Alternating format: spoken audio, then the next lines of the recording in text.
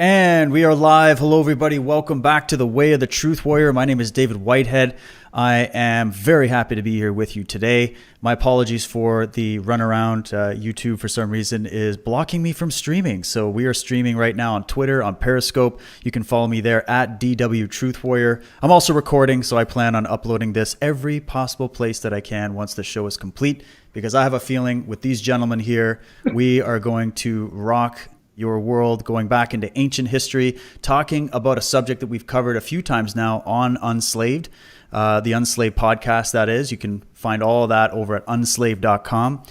And we've done 2 parts to the BOCK saga already over there for you, very in-depth discussions, but we wanted to do something public here. We've lost somebody that has been a part of this research since its inception, and I'm going to be handing this over to Jim to do a dedication to this fine gentleman. But right before we do, I want to just give you a quick introduction as to who my guests are. Of course, we have the great Michael Tsarion here. We've got Jocke Haggstrom here from Sweden, who's going to be giving us a lot of information about the languages, the ancient languages. And then we have Jim Chesnar. And for those who've never heard of the BOCK saga, who've never heard of Jim, Jim is known for his work on the BOCK saga. There's multiple films on it. One is called Welcome to Hell, which was released in 2015. And then one is Welcome to Atlantis, which was released in 2016. And Jim is one of the world's repositories of the ancient oral tradition. That is the BOCK saga. And the BOCK saga is an ancient historical document about the origin of mankind and much, much more. It has many ancient stories woven into one. It has been described as highly controversial, which is definitely where I always look to see what's so controversial about it, and we will find out soon. And yet the complex and greatly detailed accounts of its existence will likely lead us to consider the authenticity of these legends and analyze our history, which hopefully will give us some perspective on what's happening today. So welcome, gentlemen. Very happy to have you here. I'm so glad we're able to do this. And I want to pass this over to Jim right off the bat to do a dedication for our fallen soldier, Kevin. So, Jim, over to you, my friend. David, yeah, we're just a few words about a dear person in the saga. That's Mr. Kevin Woods, who passed away about 3 weeks ago or so, I think on the 18th. Yeah, he was a major player in this saga. He came down with prostate cancer, which had been in his family. He's from Ireland. He's from Ulster. And he was just a lovely human being, you know. And we all miss him very dearly. He's half the brain behind in his book. He sat many years with me and Eeyore in Goa and in Finland. And I think when he passed away, they do have a lot of information that was in his brain. The guy who wrote this book, Carl Borgen from Holland, and Michelle Merle from Holland also, they did years of recordings. So there's a lot of material that Kevin put out that's not out yet that will come out. And he set up a website called bocksaga.com, I think. But anyway, I just wanted to say a few words for the Woods family, for his mother and his sisters, and for all of us that loved him so dearly. We'll miss him very much. Yeah. Well, the book is highly recommended. It's just called The BOCK Saga, An Introduction. And that's probably an understatement. But if Kevin and your other colleagues, Eeyore, had anything like in their heads more than what's contained in this book, which of course they did, then we are talking a saga. We are talking something that is monumental, and the fact that it's been disfigured through the years, it makes all the more, you coming on with Jocke as well. Jocke's been sending me stuff for 4 or 5 years, symbolism mainly, and that's got me intrigued, of course. It makes it all the more important that we're able to do this and get it out. So thanks for joining us, guys. And I always think I do recommend that people go over and see, as David said, the more in-depth ones that we did, which cover, an A to Z. Today we'll just converse, and of course we're all in shock because of this passing of Kevin Woods. Luckily, we've got the book. We've got you guys to tease out more information. But when we're talking about the box, which is a word that refers to a godly, a godlike clan, a dynasty, a bloodline, symbolized by the goat, we're dealing really, in my eyes, from the stuff that I've heard and that you've released to the world through the videos and all the rest of it, that we're dealing really with an original sect of philosopher kings in the sense that Plato spoke of. So, people are borrowing, actually. So I think that the original philosopher kings were from the Arctic homeland, the original Arya, the original Druids, the original Asa, and they're coming from the Northwest. We're talking here Finnish mythology specifically, but it includes the whole of Scandinavia and the role of Scandinavia in world history, right? Important because a lot of the elements that we talked about before have been cannibalized. A lot of their motifs, cultural customs, and what have you, have been cannibalized by the Jews, by the Christians. You find it in the Arthurian legend. You find it in Irish mythology. We've went into that in great depth elsewhere, but it's just a great way to thank you both, especially Jocke here for sending me, important things to get my attention. There's so many subjects on the shelf, but this had to be prioritized in many ways. And, particularly I love the etymology. And maybe we can touch on a little bit of that later, but it's the elder language we're talking about here. So this is a major key of decipherment. I'm always telling my audience about getting their arms on the keys of decipherment, that then when you turn to another culture, you're able to unlock what other people, even some very, academic elite people, they're not seeing it. They don't know and they don't care, and they're often putting out a bunch of falsehoods. So, studying the BOCK saga is one of the greatest keys of decipherment. And again, Jocke, thank you for sending me so much stuff, on the heraldry and the symbolism as well. I really appreciate that. So yourself, if you have a few words, maybe on Kevin, his role in your life, we'd love to hear that. Well, I just wanted to say that the etymology, that's really the key, and that was like the thing that really got me into it, because it started to not haunt me, but I couldn't get away. I had been saying this before, but that's the real drive in the story. And I never met Kevin personally, but I've been seeing what he has done through the work that is available, and of course this book, but I didn't know him personally.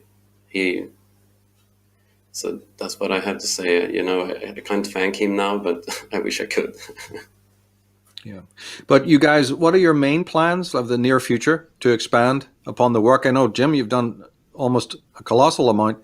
What's on the horizon for maybe the next coming months or year? What do you think, what direction you're going to go? Another book or more videos? How do you see what you're going to do? I'm frozen here on my screen. Can you hear me? Yeah, we can still hear you, Jim. Go ahead. All right.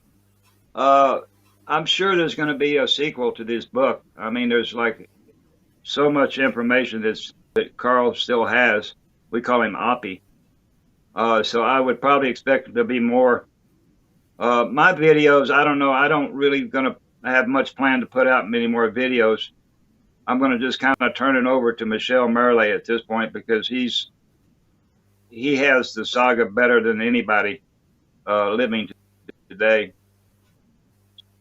So anyway, and he's already with your program, Unslaved, and so anyway, I mean, we do have this temple that we're still trying to open in Finland. We're waiting for this virus to go away, but we have a whole crew of people ready to go up and start to excavate this pre-Ice Age temple called the Lemminkainen Temple. Mm-hmm. And, I don't know, Michael and David, it's just, the saga's just poking out. It's just going really slow. I mean, it's the most incredible story on the planet. As Kevin used to say, it's the story everyone's waiting for, but nobody wants to hear. Interesting that, eh? Yeah. Well, I can tell you one reason why they don't want to hear it. One reason is because not only does it offer you a whole symbolic archive to dig into that will help to decipher other cultures, but it's also clearly perfect proof for anyone that ever doubted that there was conspiratorial activity on the behalf of the Catholic Church and later groups. And of course, even the Orthodox Church is not exonerated here. It's a prime mover in the destruction of the BOCKs and their whole bloodline. So, of course, that's going to be challenging to anyone because it is perfect proof. You know, people like me have been talking about for years that in regards to Ireland, in regards, you know, Northwestern culture, Hyperborean culture, the BOCK saga proves it utterly because of the amount of appropriation of the elements from the BOCKs, the fact that they were physical right up until a very late date AD. There they are as a physical, tangible dynasty that was then, you know, dispossessed and what have you. So even the most skeptical person, I think, you know, can easily see then that there has been a conspiratorial hand age long, not just something that came and went, but that the entire edifice of Christianity is based, and Judaism as well, is based on, you know, appropriation, cannibalization, and wholesale extortion. Jocke, yeah, you were going to say? No, when you're talking about this, I just have to mention, if you look at the Protestant move that Sweden did, you know, Finland was under Sweden at that time, and those Vasa kings, they just went bananas on the Catholic Church there. They wanted to, you know, no. You get killed for having, you know, for even being involved with Catholics during like this late 1600 here in Sweden, you know. They full steam ahead. But the thing they have in common is the hatred of the pagan before them. They may have had their rivalry. We know that Protestants and Catholics have been fighting each other for years. But the one thing they have all bloody common is their wholesale antipathy to the pagan world, isn't it? Of which Helsinki is a key epicenter, if not a major center, the center even. It depends what perspective you can come, right? But they all have that in common, right? Well, I mean, if you really think about it, the whole Catholic Church is a tax system. I mean, if you go back to let's say you're the pagan king of France, and now the church comes into your country, they straight away take care of it. They wipe you out, and they wipe out all your jarls or your earls, all your people with it, and they put a puppet king in there, a pope king, and now everybody in France has to pay 15% of their weekly paycheck to the Vatican every Sunday. And then when they come into England, 100, 200, they take the king out, they put their own puppet king in, and now everybody in England has to pay the church on Sunday. And now they go into Germany, Saxon, and they take the king out there and they put their puppet king in. So at one country after another, as they take a country, everybody has to pay the Vatican on Sunday. So, I mean, it was a huge tax system, if you really think about it. Correct. Globalization at that time. The first kind of incorporations, the incorporate, and corp is dead body. So that's how they look at the rest of us, right? But the story starts many millions of years ago. So just the even opening of the BOCK saga is going to radically change what people know about Earth history, Earth science, natural science, religion, mysticism, you name it, let alone the very purpose of a family tree. I mean, there's nothing that doesn't come under the umbrella, right? It revises the Adam and Eve story. It revises what we know about kingship. In our other programs, we showed that what we know as kingship is really a rather late phenomenon, which has almost no credibility, as you're saying. It's just a matter of extortion. And that the real thing is something so vastly different than what people, could possibly understand. But let's look at one thing, and that is that people may know through Professor Tolkien about the Kalevala. You and I, Jocke, have talked about this. They may know about the Edda, right? But some scholars say that the Edda is not the perfect source, but that the Voluspa, right? There's a book in the Scandinavian Chronicles called the Voluspa. This has been focused on and said that this really is the one that's the purest story, so to speak. Do you know, what's your opinion on the Scandinavian Chronicles, like the Kalevala? Do you think that they've been corrupted, or do they contain truth? Jocke, you want to take that? I haven't really read the Kalevala in its entirety. Have you read it, Jim? I read parts of it. It's written by a guy called Loonroot, he's a root speaker, alias Loonroot, which is funny because, but he collected all these ancient poems and songs all over Finland. He traveled by foot all over Finland in the 18th century, and he collected. And there's not much information that I see inside the Kalevala, except that he preserved the names. He preserved Ilmarinen, Ilmatar, Vainamoinen, Lemminkainen. He retained all these old names of the mythology, but there's not so much about really the Vainamoinen mythology, not anywhere like what the saga goes into. But it is a beautiful piece of work, and it's really good that we have this book. Yes. Yeah, because again, people who love Tolkien, I know, David, you've just done a whole series, don't sometimes even know, unless they've really studied it, that his favorite mythology was the Finnish mythology. So, people think, he must have drawn on the Welsh, he must have drawn on the Irish and the British and all that, and that's all true. There's a lot there. But actually his main inspiration, and this goes for even, Professor Lewis, they were from childhood, these two men had been enamored and obsessed with Finnish mythology, learning the language, to a very high degree, and then seeing that in Anglo-Saxon periods of England, because of the Germanics, and maybe other migrations, Anglo-Saxon English, whatever, is permeated with this more Nordic, Finnish. And so it's extraordinary that this saga has been left aside. That's why I say I'm so glad to have, been able to get involved with it and read the book and we hope to extrapolate more. That's my hope, is that we can take individual pieces of it and actually get into it in a way that people understand, particularly the etymology. Let's take one word, ossa. Maybe you could say, each of you, a few words about that as one of the key words. It's a family, isn't it? And then it runs alongside. It splits into two, right? You have the Rosettes and the Ossar. So maybe start off with that the original bloodline, the original branch, and then how it may be divided into the two other branches. Let's just take it maybe from there. You want to do that, Jocke, I can or just you want me break to? down.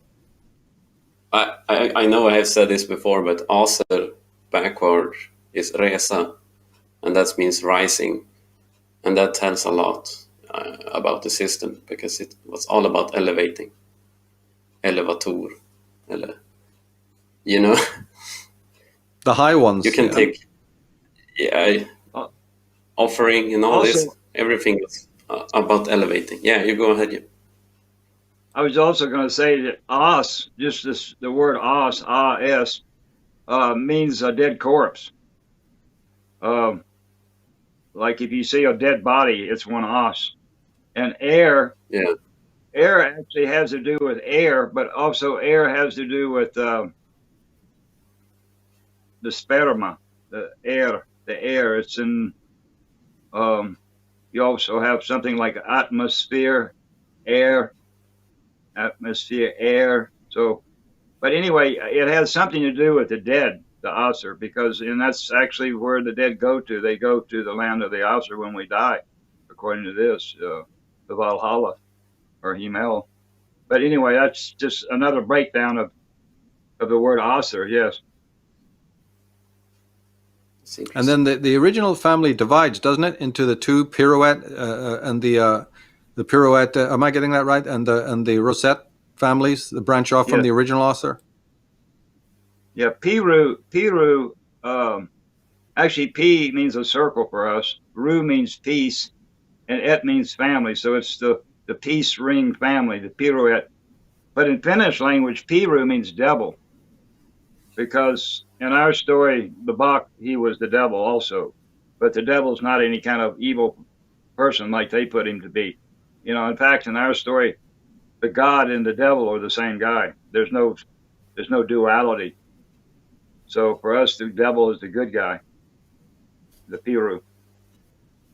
Yes, and that makes sense, because even our word God, G-O-D, comes from the Scandinavian got, which is goat. So go figure. It was in plain sight all along. And the goat is the tutelary symbol of the box. It actually comes from the Swedish word "good," G-U-D, good. Yeah. It means good. But yeah, but the word "BOCK," if you go to Russian, "bog" means God. And if you go to Hindu, Bhagwan, Bhagwan, Bhagwan. Many of the languages, the Nordic languages, BOCK has to do with God. Yeah, we have it in Ireland. Only the rendition there is like a bolg, which is wise man. Balk, the G and the K would have interchanged at some point, so it's balk or balk, but then became balk. So again, one has to look at these transliterations. But yeah, it was about high, right? It also had tree symbolism, very, very, very closely aligned to it. Maybe we can even jump into that if you want. How it is that from Egypt to Turkey to Ireland to Scandinavia, the central tree. Sometimes it's a rowan, sometimes it's an ash, occasionally it's an oak or some other kind of tree. The sycamore would have been a big thing in Egypt. But the central tree, talk about that maybe, from the symbolic point of view. Well, I mean, the tree has a crown. It has a stem or a trunk. So it's much like the human being. It has the branches, the arms. So, it's named after the human body, the tree. This family that we are talking about, the BOCK family, they had one tree called the Yggdrasil, the ash tree, which was in existence to the 1990s. I actually put my arms around it. I actually have a piece of it in my bag here. It was an ash tree that this whole family, their ash had been put under this ash tree since paradise time. And then the rest of us people, we belong to the oak tree.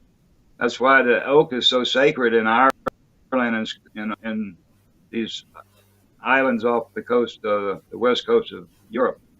You have the oak tree and many, many things. You have this holly and the oak tree, and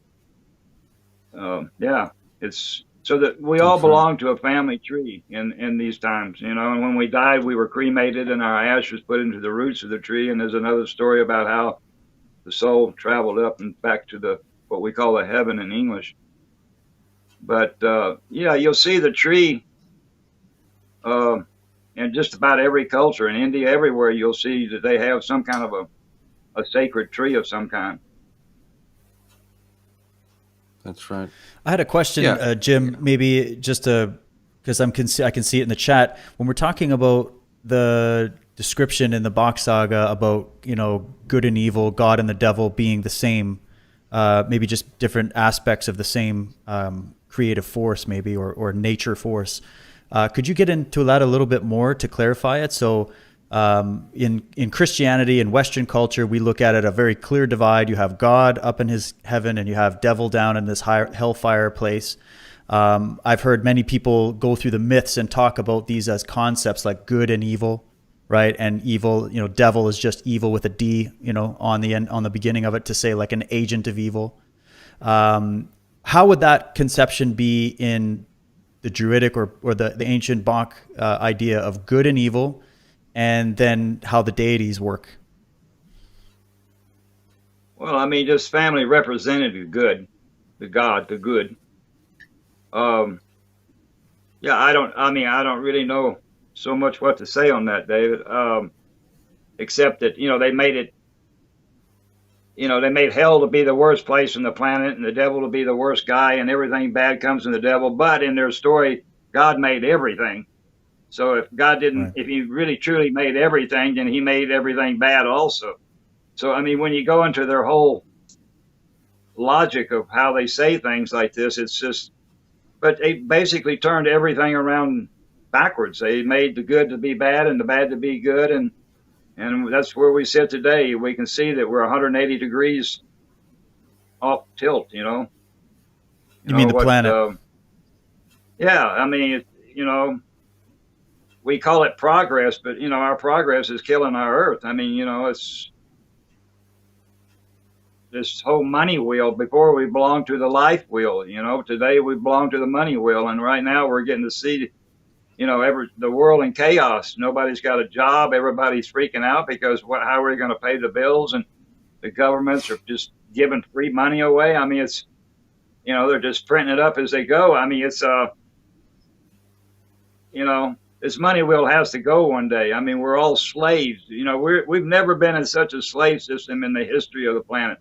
Everybody has to have a job and work 40 hours a week, and that might not even be enough. It's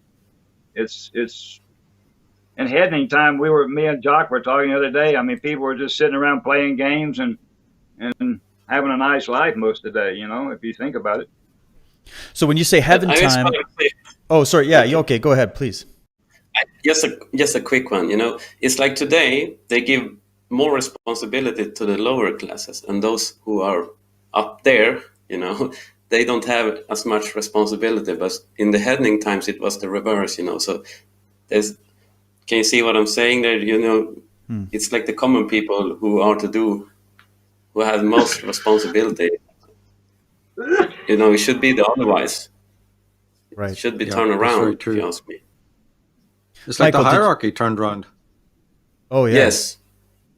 Michael, maybe you could comment on that. You've done extensive research on the religions and how all that works, like the dynamics, because this is coming back today. Everybody's seeing, okay, we live in an age of, there's a lot of information coming out. We can see that there's obviously evil in the world. So people are flocking back to religion. And in a way, it's maybe part of that is necessary for us to get out of just the materialistic paradigm for a moment. But the problem is that, it's like you get out of one net and then you get caught in another net, and it's just this endless cycle.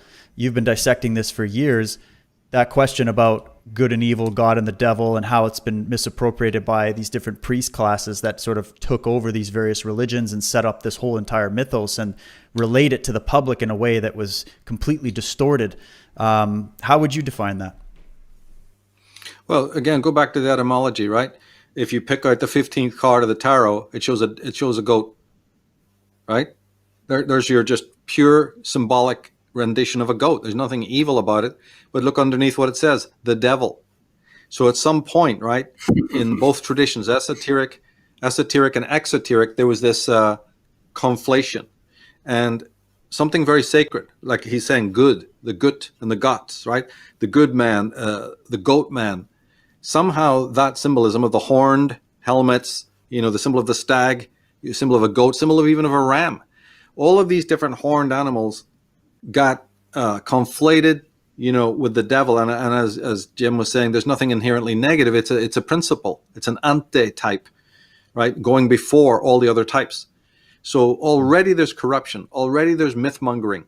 Already there's mythography in which later groups who do not mean well for the planet or the human race, they are the sun makers, as one episode of Doctor Who brings to bear, a parasitical, group of people who just saw the rest of us as slaves. Mm. And in the BOCK hierarchy, it's very, very different. There's not even such a concept, same in places like Egypt and so on, right? And so just in the same way that they had lies about, Jewish slaves built the pyramid, and it's just wheel out the same mechanism again. The same set of lies, in order to make the fine ones, right? Finland may even just literally, we already, looked at that on Enslaved with Jim and Jocke about the very, what is the origin of the term? Could it just be simply the fine people, the fine ones, or the vine ones, vine being a symbol of a tree of life and so on. So one thing that they've done is they've taken very sacred words like osa, like rasa, right? Like, rabbi and all the rest of it. And they've said that we are that, and then we tend to look up and worship it. So there's sort of a magic, a hex involved, not for the uplift of mankind, but for the submission and the subversion of a spiritual destiny.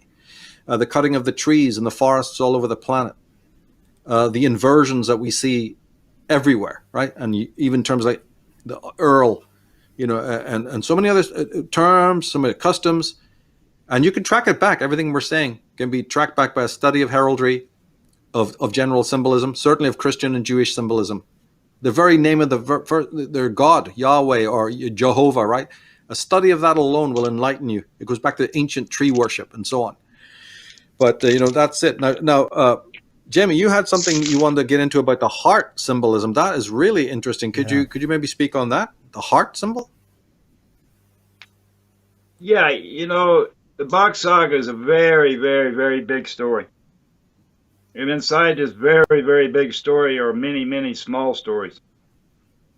And I think that one of the most profound stories of the BOCK saga is the story of the heart, which in Jocke's language is called hjerta.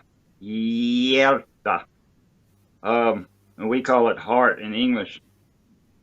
And as I've traveled around and around this planet, I hear people talk about the heart. I see the symbol of the heart in India, everywhere. And everybody has these sayings about the heart. The heart, I love you with all my heart. I speak from my heart. The heart is the center. The heart of the tree is the center. The heart of the conversation is the center of the conversation. So, and you have this symbol of a heart, of a Valentine candy box. And the heart story, there's just hundreds of sayings about the heart. And then when you really think about the heart, it is one very important organ in our body, but it's not in the center. It's off to the left side. It's not in the center, so you can't really say it's the center. And the heart, in our story, we call it the pump or the pumpa. And it pumps our blood. And that's a very important part of the body, but it doesn't retain any information. Today they want to say, oh, it has a brain of its own, but the heart doesn't have ears to hear, a mouth to speak, eyes to see. It can't touch anything to feel. It can't smell anything. It has no senses. So it has no way to collect knowledge. It just pumps blood. And in our story, the heart is completely something different.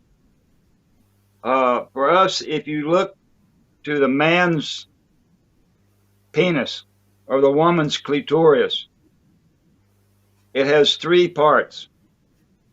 It has a head and a neck, just like we have a head and a neck to the top shoulders up here. We have another head and another neck down there. Our little man, our little elf, our little friend, the free end. And the end is your dick, because you have the tip of your nose, the tip of your chin, the tips of your fingers, the tips of your toes, the tip of your elbow, the tip, but you have the end of your dick. You don't say the tip of your dick. So the ending is your end, for the man is his dick, and for the woman is her clitoris. That's your ending. That's your friend, your best friend, which is your tour. She has the clitoris, we have the tour's hammer, and the tour is the symbol for the best friend. So your best friend is your little man down below. The forehead. The forehead, yes. The head that hangs at 4 in front of this head. So the top of this penis head, the clitoris and the penis are exactly the same, except the clitoris is much smaller. But it has the same foreskin, everything just like we do. It looks like an apple with the stem taken out. And this is where they get this, don't eat from the tree of knowledge, because that is the tree of knowledge. And don't eat the fruit from that tree. So this was the church's way, or the Jewish, to break this system where a man, he drank from himself before. He had a clean heart. So this forbidden fruit is also the olond, or it's the oak tree, the nut, the acorn has the form of the penis. That's why it's also part of this family tree story, because it has this. And this, if you look to the very tip or the very end of your dick, there's a third eye, and that's in the head. That is your third eye of Shiva. That is the eye that's in 4 of this head. And it opens and closes, and from that eye comes the sperma, which makes our children. So it's the third eye is not up here in the middle of the pineal gland. It's actually in the end of your dick.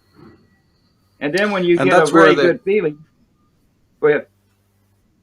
Well, I'm just going to quickly say that the prick is, rendered as the Christmas tree, the fir tree, but then the balls on it, right, are the drips of the semen. Would it not be? You could take it, you could put it like that in a sense. You know, the balls are. I'm never going to look at Christmas the same way again, guys. Holy shit. Yeah, well, it makes You gave, sense. you gave me a right? new, Yeah, totally. you gave me a new perspective, Michael. Merry Christmas. Well, I it's just wanted interesting. to say one- After reading this, Yeah. after reading this, you'll have plenty of new perspectives. Yeah, That's the beauty Actually, of I it. just wanted symbol- a quick comment. Can I just that say, symbol. you know, Go ahead. yeah, okay. No, just one little thing. The brain in Swedish is called hjärna, eller hjärna. And like Jimmy say, the heart is called hjärta, or hjärna and hjärta. They are really close together, you see. So in this story, they are associated. And in French, it's cœur, which the double meaning is core. Just as Jim is saying, the core of your real existence is the phallic, or the heart is not, is the genitalia, as you're saying. So even in French, you have the cœur is heart, but the double meaning is the core of one's life, right? The core, yeah, you could go with that. Like this, this French is a funny language, but yes, it has much stuff in it. I mean, it really does. Yeah, so you have this heart, and this heart actually has the form of a heart, which is pump up in your chest. I remember when I was a child, there was a famous heart doctor that lived really close to me there in Houston.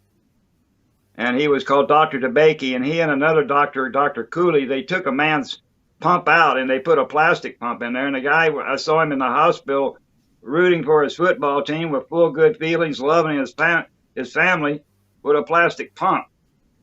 So, the pump, like I said, is important, but it's not the true heart. The heart is actually, when a man gets good feeling and he gets one erection, this heart stands straight up to his navel, to his belly button. And that is the dead center of your body. So the heart really is in the center of your body, but it's not up here in the upper part to the left side of your chest. So the heart is the center, but it's not the center that we think of today. It has the form of a heart, and it is the most tender place. It is your tender heart. You can give your heart to somebody, but you take it home at night. If you give them this heart up here, you're dead. So, I mean, all these sayings, I love you with all my heart, your heart doesn't have anything to do with love. Your love is in your brain. Who I love, what kind of love that is, to what extent that love is, it's all in my brain. It's in my hjärna. It has nothing to do with this thing pumping blood down here. So this whole thing of putting your hand over your chest, I pledge my allegiance, and all this heart story up here, it's just a pump that pumps blood. It's not, you can't speak from your heart. You can't, all these sayings that they say, you just have to go back to where the real heart is before they make any sense. And isn't So that this heart is actually, wouldn't that connect with the old rabbinical idea of the testes and the testament, that when you swear, you grab your balls, right? This is it's not just a bunch of barrio people who do this. This was one of the most ancient affirmations where the rabbi, as a matter of fact, if you really want to be crude about it, a patriarch would have somebody else come and grab his crotch while they're making an oath, actually. But it then, Really? the more common version was that you held your testicles when you're making a testament. That may have come from this, actually, right? it could be. I mean, I don't know what this church has done. I mean, but the connection between the connection between the brain and the heart is what we would call the chakra system, or the in root language, the root rod, or we would call the spinal cord. So when I see my girlfriend, it registers here. There's my girlfriend, and now she's sitting there, and she's like, looking like, hey, let's have some fun. It runs down my spinal cord to my balls, and then I get this erection. So the connection between the brain and the heart is this spinal cord, and that's the connection between the real connection between the heart and the brain is the yar na. Na means knowledge, which is the brain, and yar ta. Ta is asanu's tour. So you have a connection between your tour and your na, your knowledge. In our story, we spell it knowledge, but it's na knowledge. So the yar na has to do with the knowledge. That's where you keep. And this yarn also means iron. It's funny why this yarn would be iron, but it has an association with iron also. What would be this business about eunuchs and circumcision? Like in religion, you see this whole thing about eunuchs. We did a whole thing, Michael, you and I, on with Ralph Ellis about that. That was an interesting show. I'd be interested to get his take on this. But you got these people that are literally becoming eunuchs as a sign of loyalty to the faith or whatever, or to God. And then in these religions, you have this practice of either female genital manipulation or mutilation, and then obviously the same with boys. You have the circumcision. You know, there's a weird creepy thing in certain circles where they actually do the circumcision, and doesn't the priest actually like suck off the blood or something like that? I know this is really graphic for people, but there's some really weird stuff in these religions. Well, I mean, the whole idea of sexual, child sexual, when you cut off a healthy part of the body, it's called, by definition, it's called mutilation. And the foreskin is a healthy part of the body. And if you do it to a child, then by definition, it's called child mutilation. So when they do this child mutilation, the foreskin is very, very important part of the human body, because as I was speaking with Michael before the show, the foreskin protects the head of the penis. If you take this foreskin away, then you have this exposed head that rubs against your trousers and rubs year after year after year. You don't really notice it, but over a lifetime, your head of your dick becomes leather. It becomes calloused, and you lose your feeling in it. So if the point is to lose the feeling, then it's a fantastic thing to do. Everybody should do it to their kids. If you don't want your kid to have good feeling in his penis when he grows up, then you should definitely cut the foreskin away if feelings don't make any difference to you.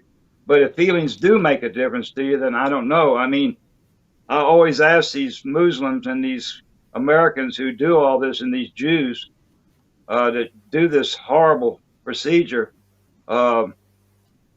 did the God make a mistake by giving us a foreskin in the first place? Why would you want to cut away? If he made us perfect in his image, according to their story, well, why would you want to cut away? Why don't you take his ear off, or take the little man's nose off? Why do you take his foreskin off? And it's every year more than 100 little boys die in America from this procedure.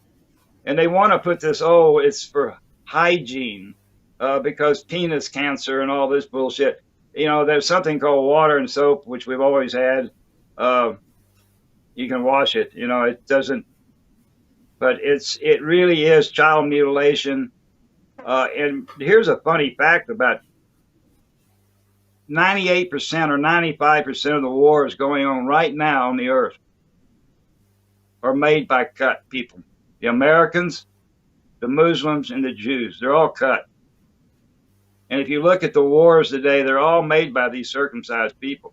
The Buddhists aren't really making war on anybody. The pagans, we're not making war on anybody. The Hindus aren't making war. It's these three religions that decide. And, it's child rights. Why don't you let the little kid grow up and decide if he wants to chop it off himself when he gets up old enough to decide? But for the parents just decide, because my father did it to me, I'm going to do it to you. It should be outlawed planet-wide. Yeah, immediately. Well, it's definitely a form. Yeah, it's definitely a form of adultism. Just one more attack on the spiritual equilibrium of a newborn, right? Trauma. Of course. I mean, you know what? And say he doesn't have a say in it. Hmm. He has it's no say, and it's just it remind yeah I don't know it's just it just has to stop. I mean it's like for us it's one of the worst things that's happened to humanity is this circumcision. You know it was I like that. the reason we had Oh, it. go ahead. This is the reason why we have circumcision. Uh, Mainly because it came through the Torah book, through this Moses. And this Moses in our story was a woman, Morse. And before, in this pagan time, we had an offering system where we were offering in a different way than we do today. And sensitivity was very important in this offering system, to be very sensitive. But in this Jewish system, they started something called marriage, which we never had in pagan times. We had a completely different way of making children. But in this marriage system, you need to satisfy the woman.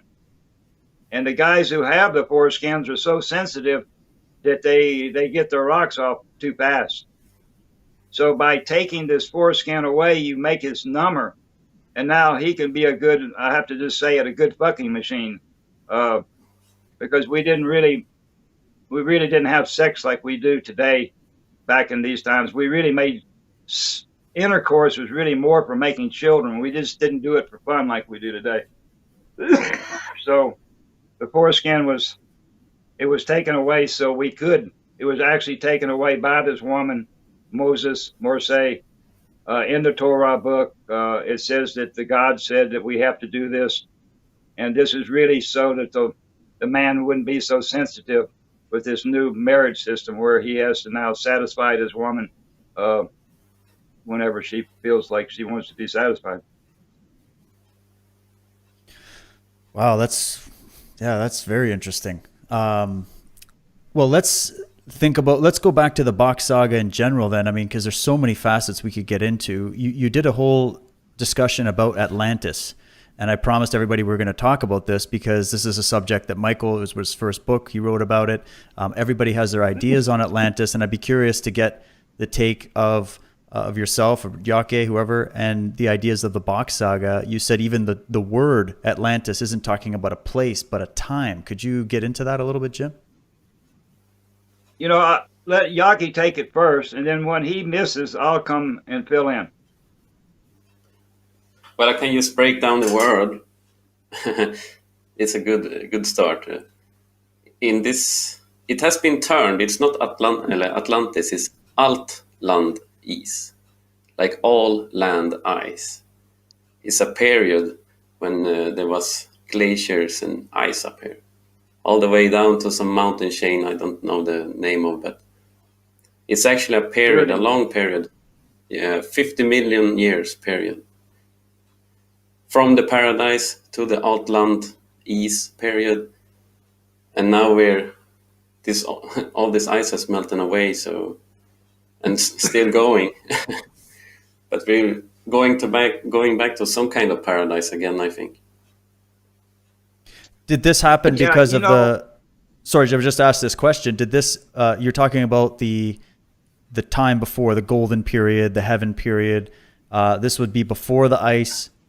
And then, does this have to do with the tilt of the Earth? Yeah. The desert was created in that scenario too. So we got deserts around the equator, and we got all this water was coming up and in form of ice up on the old North Pole, where Helsinki, Finland is in this story. And it tilted over. But you can go ahead, Jim.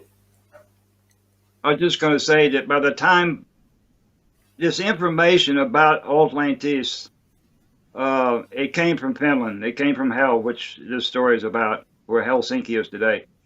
The first Pharaoh was a white guy from the Asser. He was one of these pirouette. He was one of the more than 12, and he was called Per Udens Ra. Pharaoh, the father. And he was an Arctic guy. He was sent down. There was some kind of problem between these two races of people. There was the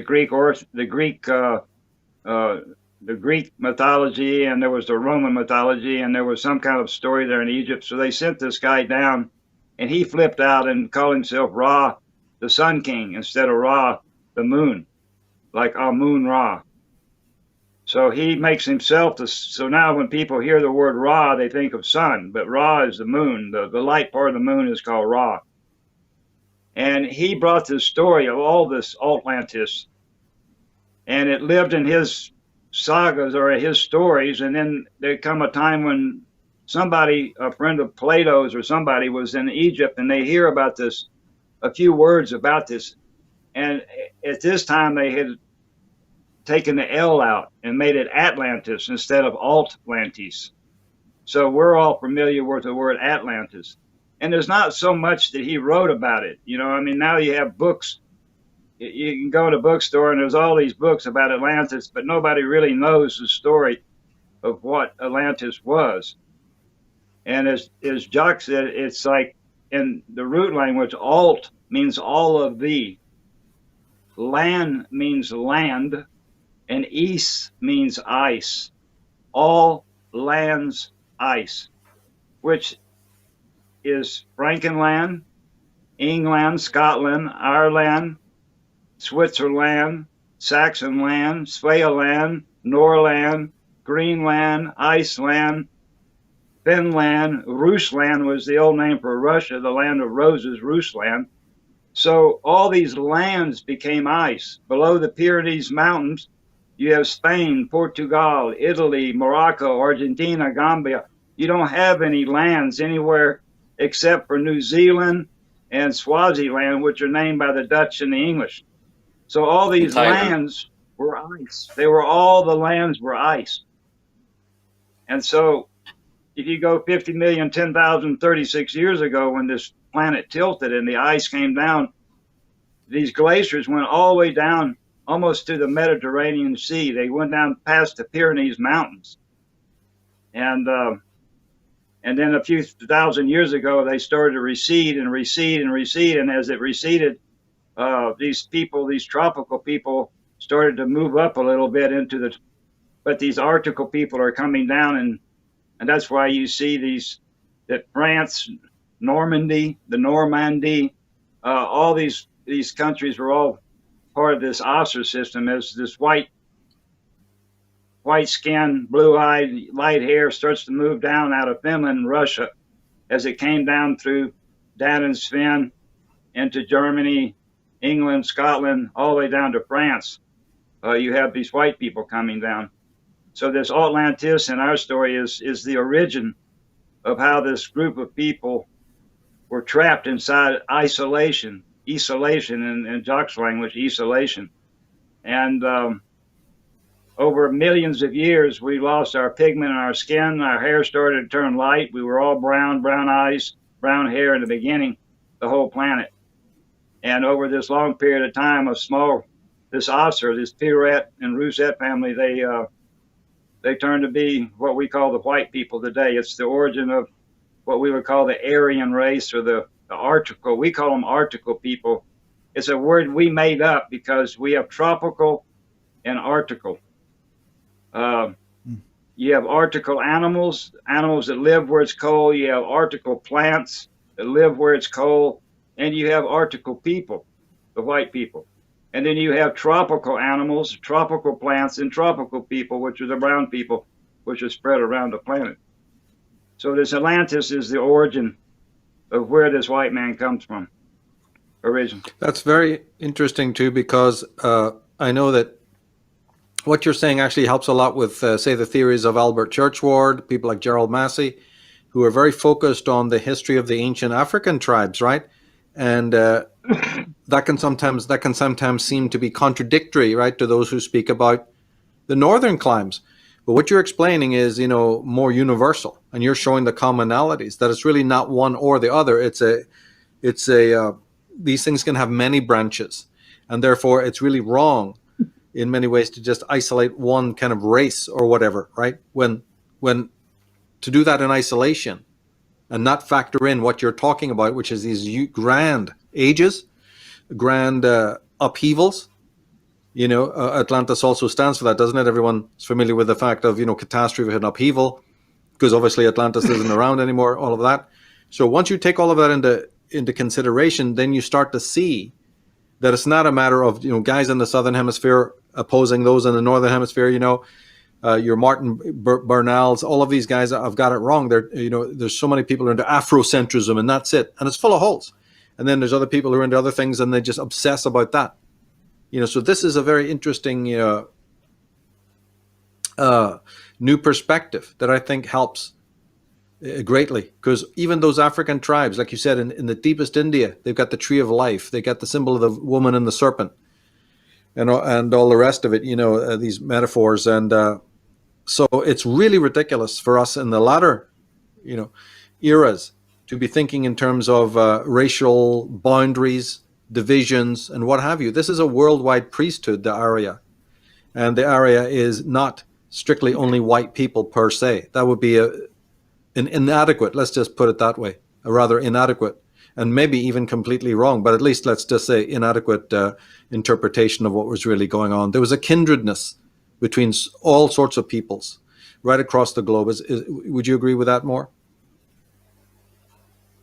Yeah, I think up until, when they came out of the ice 10,037 years ago, then they went to Gotland, which is one island just off the coast of Sweden that didn't have the glaciers. They talk about that Atlantis got flooded out, but it didn't get flooded out. It just got pushed over by ice, is what the destruction. That was the last Ragnarok, that was the destruction of Atlantis, was the glaciers, not ice or water, or not water. So when they came to Gotland to get away from these glaciers 10,037 years ago,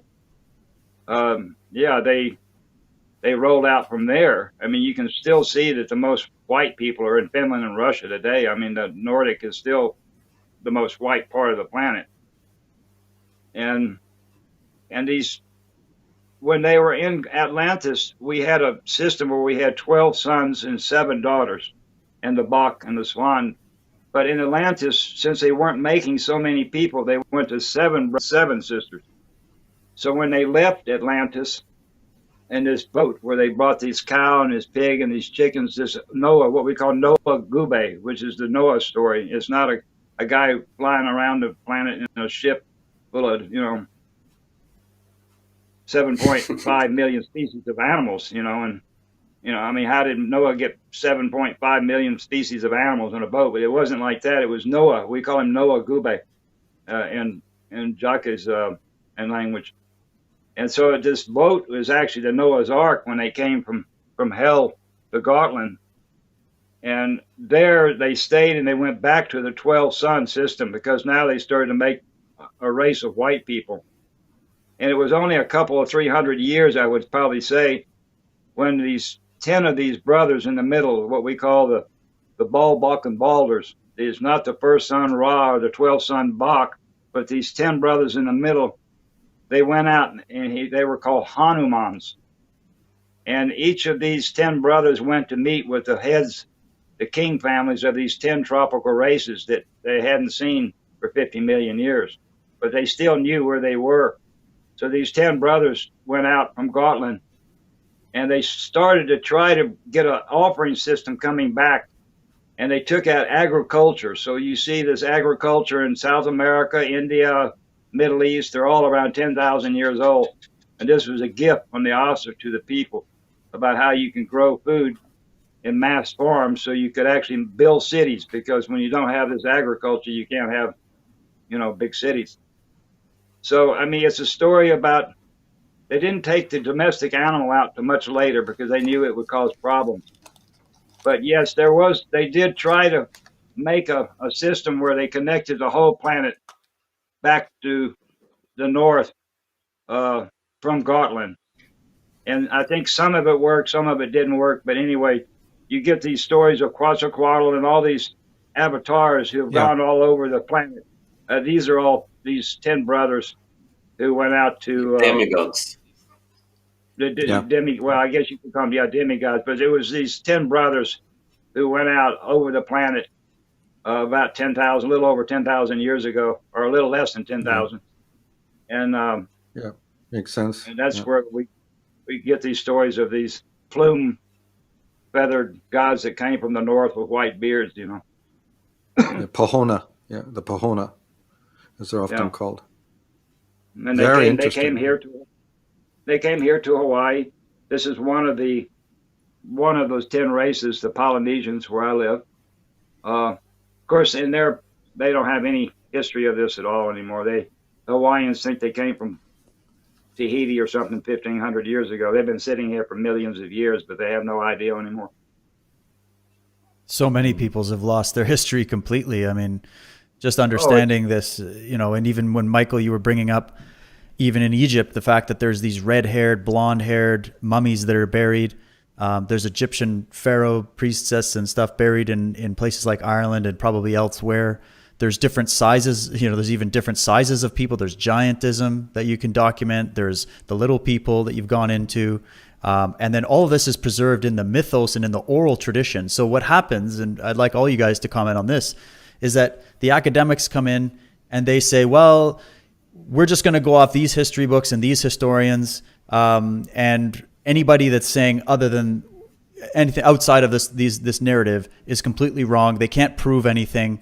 And so what do you have to say about proof? Like, they've established what proof would be and what it isn't, the Smithsonians, the universities, these families or whatever. But, and of course we know about all the libraries that were burned, the books that were burned and also sequestered and taken away and probably stored somewhere.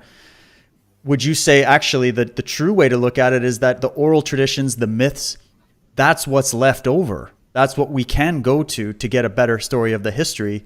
And then what they're looking at in terms of all the archaeologists have found this and all the DNA experts have found that and the Egyptologists are saying this.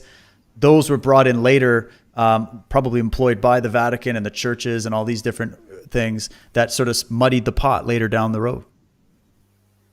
Well, just take any controversy, like the 50 years delay in publishing the Dead Sea Scrolls controversy.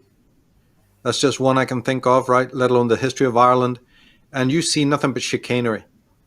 So I've studied all of these, people who write on anthropology and archaeology, and I much prefer the Gerald Massey's, and the Albert Churchwards and the people I make available on my websites, right? I much prefer them because all you get from academia is utter deception.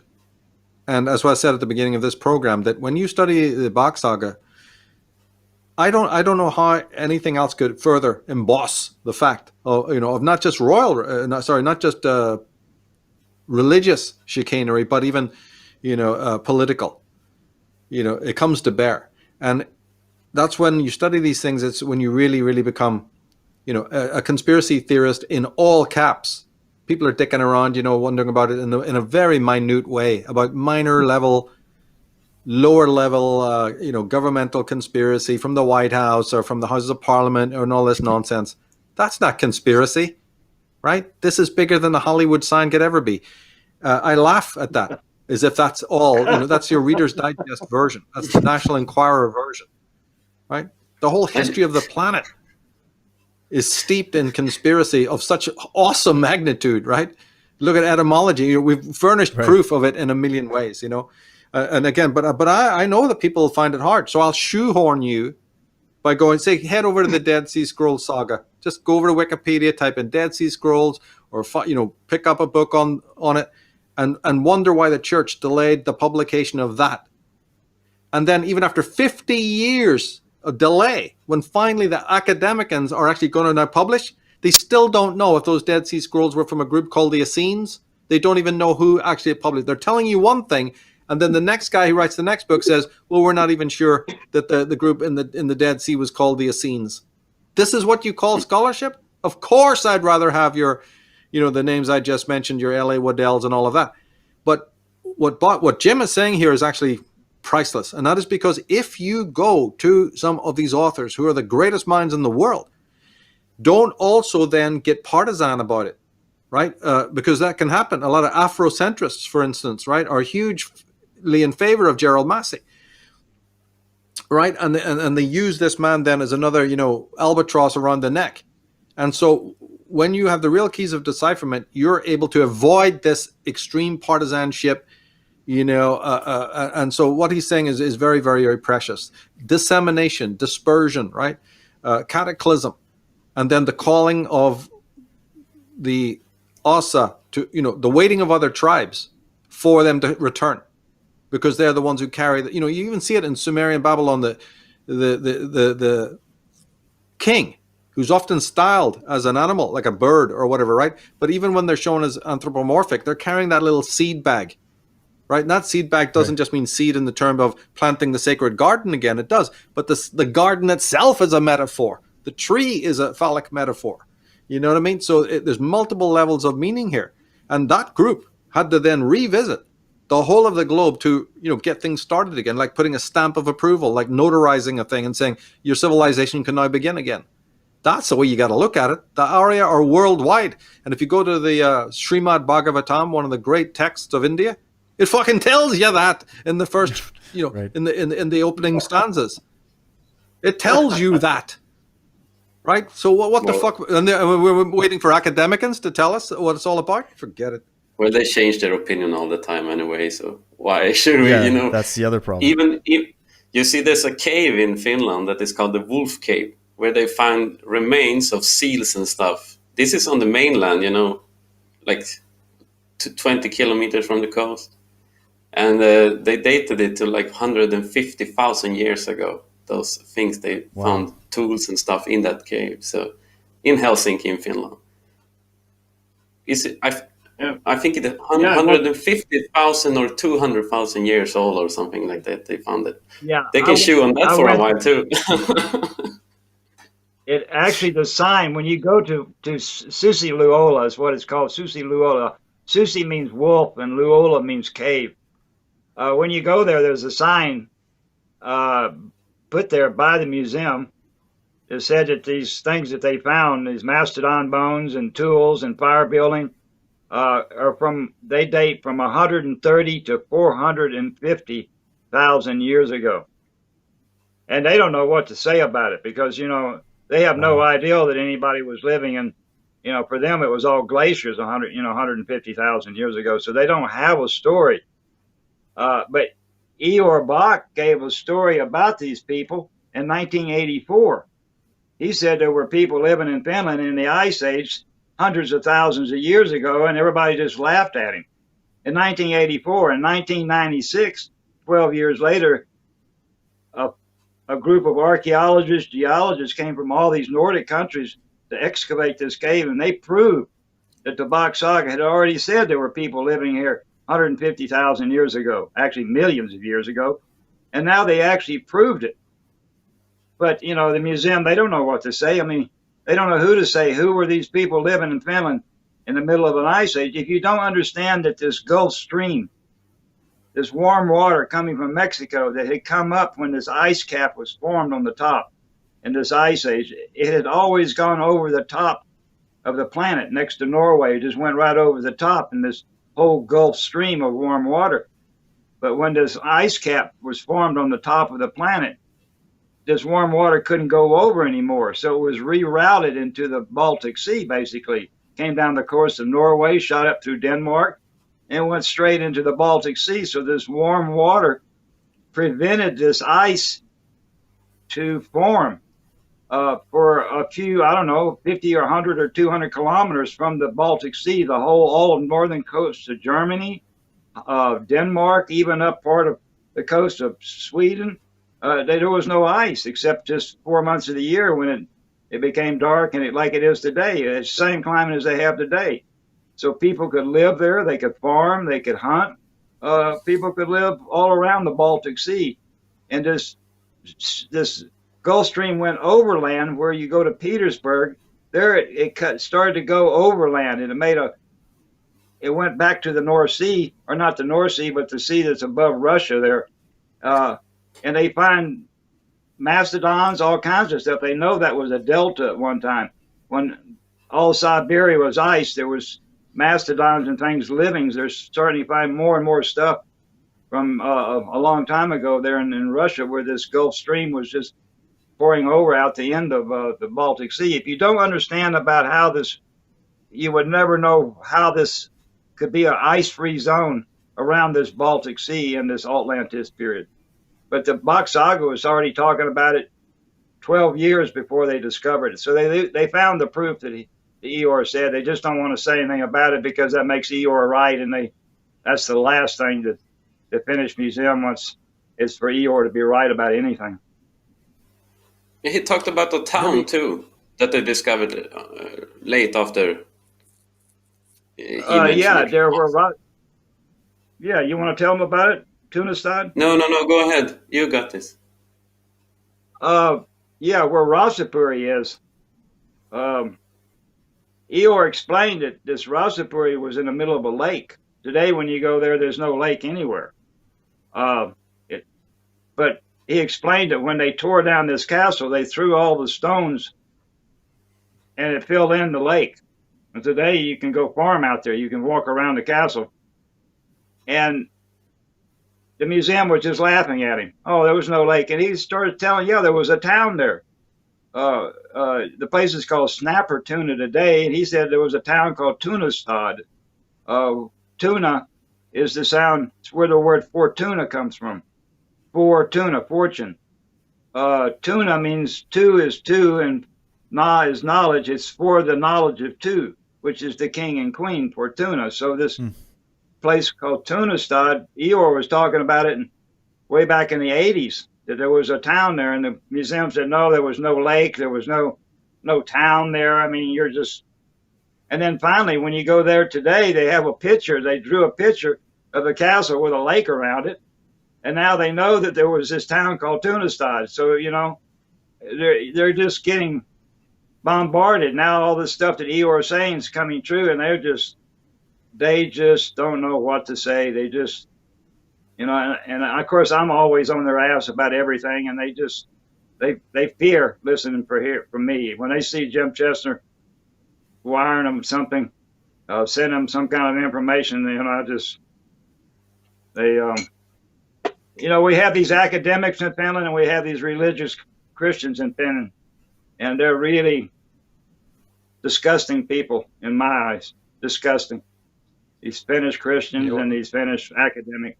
And the word academic actually comes from the Finnish word akka, akademi, and akka is the high mother. It's the for them the grandmother is called akka and the grandfather is called ukko and akka. So the word academic actually comes from the Finnish language, or it comes from his language. Also, you have academy. Yeah, academy. Yeah. So it all has to do with these two languages, but they want to say it comes from Greek. But what they don't understand is Greek comes from root. You know, you have Os-Hel was a name for hell was Os-Hel, and from Os-Hel they went out and they made Hellas, the Os people of hell. Right. So the Greek language, it roots out of Jocke. It comes out of his language, straight out. You know, that's even Gustav Adolf the Great, he said the Swedish, or the root language, that he says the Swedish language is the oldest language on the planet. Even a Swedish king mentioned that. Really? And he said he traced his family back to the Ark of Noah. And that's also interesting. Sure. Gustav Adolf the Great. You saw, that's a very incredible story. He's like the champion of the Protestant. Yeah.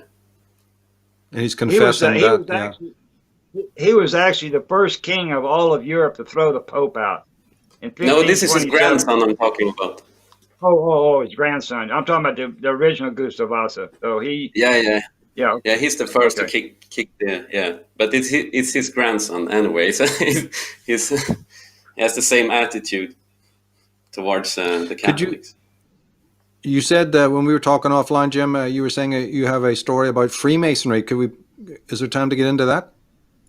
Yeah, let's sure. do so. I'll make it as short as... You know what? One of these days you're gonna do Michel Merlet. And he's going to take this a little bit deeper than I am, but I'm going to give a very simple explanation of these Freemasons today. Please. If you go back to the year 1050 or 1048 to Jerusalem, these pagan families in Europe, they realized what was happening. They understood that this Catholic Church and this Greek Orthodox Church were wiping out all ancient information. You know, was information that if you told your son, he could be killed by the church if they found that he knew it. So oral tradition almost died out. I mean, why would I tell my son information that he could be killed for, and there's the end of my family line? So maybe I just don't tell my son what my father told me and my grandfather told him. So it was just a slam dunk to oral, this church. I mean, so this group of Jarl families, high families all over Northern Europe, they decided to make a secret organization. And it was formed over baptism. And baptism before was baptism with the seed. It wasn't this water baptism we know today. Every father baptized his son and his daughter with a shot of his own seed on their baptism day. And so they had the Astra seed. They had the seed from this os, which this whole human race is built around, this sperma, which would be a very big story to go into. But anyway, so this group of these men got together and they formed this Freemasons, and they made two heads. And their form was the double-headed eagle. And each one of these heads stood for one of these heads. And one was called the Grand Master, and the other was called the World Master. And I think, I could be wrong. I asked Michel the other day, he wasn't really even clear about it. I think the Grand Master was a family called Stuart out of England. And the World Master was a family called Gottrip out of Hamburg, Germany. I think it's Gottrip. The two Gottrip, yeah. I think the Gottrop. Gottrop, Gottrip. Yeah, Gottrop. Torp is a little house, isn't it? A torp? Yeah, I think it's Gottrop. Yeah.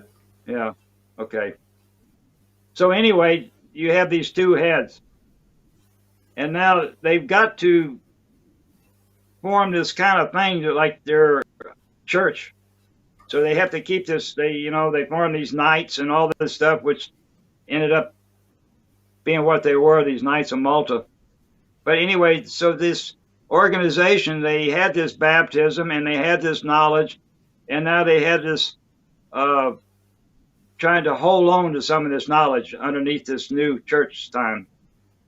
And in the Middle Ages, 1500s, they made a center in a place called Spa, which I think is somewhere in Germany, Middle Europe. And they went there and they had their bathhouse. They drank from this water so they could stay well, because in the well is particular water that makes you well. And from Spa, they moved down to Malta, and they built their villas there in the Malta on the Mediterranean. And then you come to the end of the 18th century, and you have this Napoleon guy. And this Napoleon, maybe at first I should say that this Stuart line died out in the 18th century. So the Grand Master died out, and that just left the World Master, this Gottrop and Lubeck. And in 1717, there was a family called Romanov who ruled Russia. And this Romanov family was a tropical family. It wasn't an Arctical family, the Romanov. And the other king lines in Europe wouldn't allow a tropical king to be the king of Russia. So they made a deal between this Karl, God dang, I just had it in my mind, Karl, one of these Gottrops, I think in 1717, he moved to be the Tsar of Russia. So now they put in an article, and he was the head of the Freemason. So this Freemason line moved to Russia as the Tsar family in the 18th century. I think in 1717, Karl Frederick Gottrop, I think is his name. And so at this time, this last head of the Freemason became the Tsar of Russia. And it was passed on down to this last Nicholas.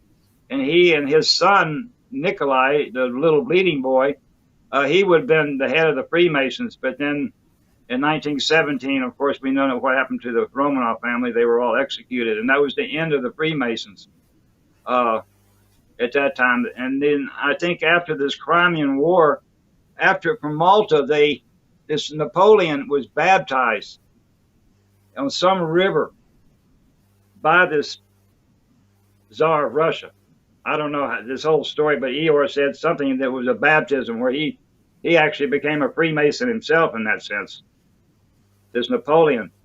But then he went down on his way to Egypt, and he stopped there in front of Malta, and he took his ships and he blew all these villas out of them. And these Freemasons, they ran out of Malta, and they went up into the Nordic countries, to Stockholm, Turku, Helsinki, Petersburg, and they started a bunch of casinos up there. You can actually find when the first casinos came up into these countries. And there they had these casinos, and that was the head of the Freemasons in the 18th century. And then you come to the 1855, you have the Crimean War, and you have the French and the English sending this whole fleet of ships up to fight the Russians. But when they get to Russia, there's nobody there, so they come back and they blow this castle, this North Pole, this Valhalla. They blow this whole island to pieces, this fort called Sveaborg, the castle of Sweden, Suomenlinna, the castle of Finland, and they blow these places to pieces. And from there, I think most of the Freemasons went to America after this, because and these Freemasons today, they have no idea where they originated. They have no idea who they were to begin with. They don't carry any of this information anymore. I don't know who these people are, but anyway, the Freemasons, they start off with these two lines: the Grand Master, the World Master from Germany and England, Stuart and Gottrop. And today there's the last really head of the Freemasons was a cousin or something of the Tsar of Russia who was living in Hollywood, Florida. We looked him up, but he didn't want anything to do with it, because, he saw what happened to the other ones. So today the Freemasons today, I don't know. I mean, they have all these lodges all over the planet. They do what they do, but I don't think they have any idea that they know that they were actually an organization set up against the church to begin with. So are you saying the Freemasons started out as a positive group and then became corrupted? Absolutely. Or were they corrupted from the beginning? No, they were trying to keep this old heathen pagan knowledge in a time when, you could be killed for having any of this knowledge. So they had to keep it very, very secret. They're still a pretty secret society today, or they try to be, but they've lost. No, they were very, very, like I said, they had the seed of the Aser. So they had this baptism. All the knowledge came through the seed of the Aser. That was when I think we covered that story last time about how the son gave the pair and the ma, the sperma, and in the sperma was the knowledge, the na, and the knowledge in the yarna. They were just trying to protect. In the beginning, they were very, very, from a pagan side, they were a very good organization in the beginning. And then they turned to what they did. Well, Michael, maybe you could connect some dots then from there, because that's incredible. If you connect what Jim just said with your research on this, we've done shows on this in the past. We'll try to link some below, but just a sketch for people. We have, obviously, when it comes to Freemasonry and the origin of these Illuminati groups and Illuminati families, you have the quotes from people like the Duke of Brunswick, who was saying, hey, we got to shut down Freemasonry. It's been infected from within. It's been penetrated by some other sun order. Some other cult has infected us. You have the start of the Bavarian Illuminati in Germany by Weishaupt, and then Loyola and the connection to the Jesuits. And then it was this confusion that everybody had about, Freemasons were supposed to be a force against the church. They were battling against the church, kind of like the Templars. The Templars rebelled against the Pope, and they were against the church. But then you've documented how a lot of these organizations later were shaking hands behind closed doors, and that there was they've taken this knowledge, into their lodges. It's corrupted, and they're using it for power. They're not using it for enlightenment the way maybe the original Masons would have. Is that correct? Yeah, because any modern version with the Swedish Odd Fellows, they've got right in the center of Gothenburg, they've got the Knights Templar building, number 33, Norra Gatan. Norra is north. So they're still using symbolism. You got the great Gustav, a statue right in the center of Brunnsparken in Sweden, pointing down, which is interesting. A hollow earth kind of motif. They're all these groups, huh? Just look at the name Freemason, or in Swedish Frimurare. They are like walling against something. Mur is one wall, but mur backwards is also room, like space. Like they are, what are they making walls against? That's how I see it. People like say it's stonemasons, but I see it more like they are building a wall against something. Like, isn't one of the biggest Swedish families called Wallenberg? Wallenberg. Yes, that's true. Wallenberg. They're like pretty much own the fucking town. They own Gothenburg along with Chalmers. Yeah, they and are one of those really. I don't know where they come from, but those Vasa people. There are over 10,000 people in Sweden living today that have connections back to the Vasa, so you can trace back, and those were all Freemasons too. So I don't know. Yeah. But that's interesting. But the Odd Fellows, the headquarters of Odd Fellows in Gothenburg is on Vasa Gatan. It's actually on the street of the Vasa, the headquarters. Where I live in this town, the central square here is called Vasaplan. It's the Vasaplan, like Odenplan, yes, in Stockholm. So they put they they have it all. But if you look at the story there of the Vasa, what they did, they almost conquered entire Europe. Yeah. I mean, Germany opened the gates for Vasa to just ride in and rally like the entire Europe against the Catholics. They are. So Michael, this perverted form of like what you call Luciferianism, or these high level, the corrupt elements of it, who utilize these symbols, and they use the goat symbols, and they use all these symbols that come from the BOCK. They come from the ancient past. We know that they come from Egypt, Babylon, Samaria, etc. This was a reappropriation that they're using for high magic in a way, because there is a truth to the symbolism and the stories and the lineage, but this was a corrupted form that happened within these lodges. And then these people, through the various means, slowly started taking over these different positions of power. And then now they've continued this indoctrination through Hollywood and, the formation of the CIA. You can get into all that kind of stuff. But just finish your sketch there about how that sort of morphed and changed. Well, Hollywood already is relating to a tree. Yes, right? there you So go. the falling of the tree, the cutting of the tree, which also turns up in Masonry, has their own rendition of this Gisors, they call it in France, where they met, and this oak tree was cut down. All of it is cut and pasting from the higher aria, right? And so that's what a fall is. The fall of the BOCK and the fall of Udenma and Helsinki is a fall. I mean, and which means a declination in consciousness. Right? That's going to have multiple ramifications. It's going to mean the fall in terms of bloodline or sperm line, as Jim is now clearing up, that a royal bloodline is really already deception right there, right? It's not of the heart blood. It's of a different kind of blood, right? It's going to manifest there. And the half-wits that we've got running Europe, and their deputies, right? It's going to have a spiritual fall. So Judaism, Christianity, whatever you've got is paganism light. What the fuck is this drunken nightmare, right? That you've got with these bishops and the whole thing's nicked. Even the word bishop is coming from Vishnu, right? And Eastern paradigms, a lot of the symbolism.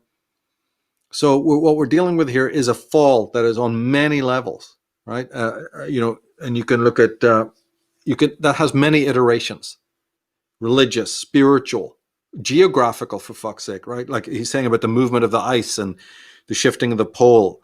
It has cosmological implications, has astrological, right? Like, what is the sun?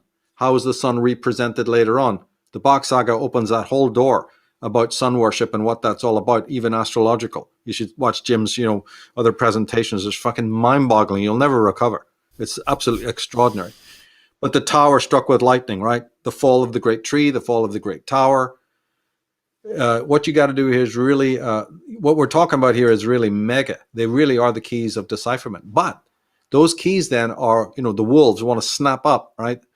There's certain groups that want to then form a different kind of hierarchy in which they parody what was, right? So the royal families, the political, machinations of various, like you're saying, these other princes and dukes and kings, all of these people, especially at the Vatican, but even in the Orthodox Church, they want to grab, right? And say, we want to grab, like scavengers do, right? It's just piratical behavior. So the cross keys, the mitre of Mithra, right?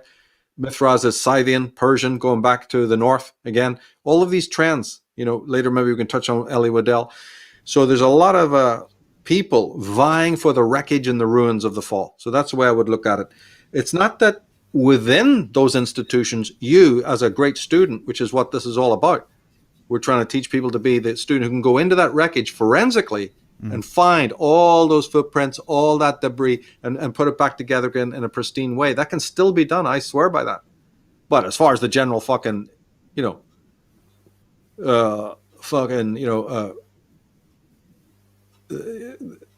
mush heads, who are just going to sign on for Jesus or whatever the fuck it is, right? Or Allah. We got even that, for Christ's sake. That's brilliant. That's just fucking what we need, right? Or whatever they're saluting, right? They're not going to be able to do this. We're bringing a mandala together. We're not even asking anybody to believe it. It's a process. Everybody's involved in it, the ones who want to be involved. Nobody has the ultimate understanding. But you cannot go anywhere. You're like still in infantile school, kindergarten, unless you bring in the BOCK saga. Look at the symbol on the front of the book, right, is the Ouroboros. Right. That's Udin Ma, the symbol. But do you think that just works on one level, the 10 ringlands or whatever? No, that says something else about cosmic time and the sperm and I did want to ask Jim, because we haven't touched on it, because why I'm fascinated with the BOCK saga, one reason is because, as David rightly said, it touches the story of the little people, but it also touches the story of the female component here. Now, maybe we could just touch on that a little bit, because one of the brides of the Lemminkainen, I think it's coming from it's a Disa, right? The Disa is the wife aspect, from the Disor line. Could you maybe touch on that? What was, because we have two female really stems, don't we? We have the stem maidens, right, of the Disor, and then we have the Von. Can we maybe unpack that just for a second again, the female role here? Well, the thing in mythology, you have a female, you have a goddess. In the religion, they threw the goddess out. They just have this one angry male fuck that's sitting up there pissed off at everybody all the time. So they threw the female out of the story, basically. And without the female, that's like throwing our mother, our grandmother, our great, that's like throwing them out. You can't just throw the woman out of the picture. So this story comes from two women, Ray and Raquel Haggstrom. So believe me, they had the woman in mind also. It's a very masculine story. We're talking sperm and balls and pricks, but all that story also has a female side to it. In the hell, we had the Pirouette and the Roussette, these two Osser families. And the Osser, the Pirouette were, of course, the 12 sons, the 7 daughters, the BOCK being the 12th son and his mate, the Swan. They weren't married, but anyway, they were the children maker for this first family. And nobody in hell made children except the BOCK. He was the only male making children in the Roussette or the Pirouette. So you have the second family called the Roos family, the Rose family. And there you have, I'll just make it simple. You have Jarl, you have Robbie and Nar, and you have Cien, Nare, and you have Disa. The Disas were the stem mothers for the second.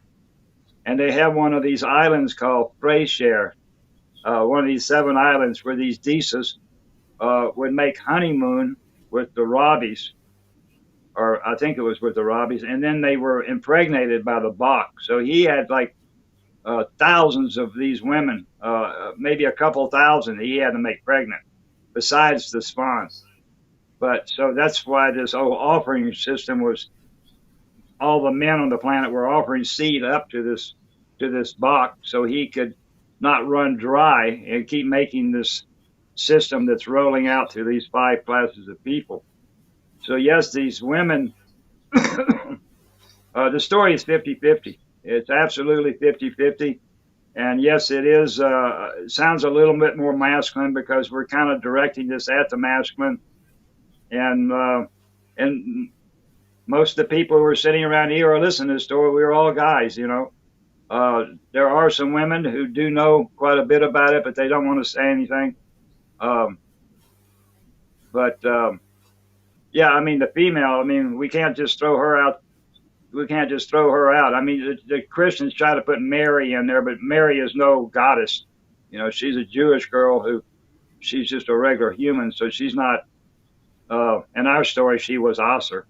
And because the parents of Jesus in our story was one of these more than 12 sons and one of these more than 7 daughters. It was brother, sister, who actually, they fucked and they made this child, and it was a little bit of a shame for the family because only the BOCK was supposed to make the child. So this pregnant mother, her name was Margaret or Margareta. It wasn't Mary. And I don't know what the papa's name, but he was the son of God. So Jesus' father was the son of God. Jesus himself wasn't. But you can say that, I can actually say that the father of Jesus was the son of God, because he's one of these more than 12 sons.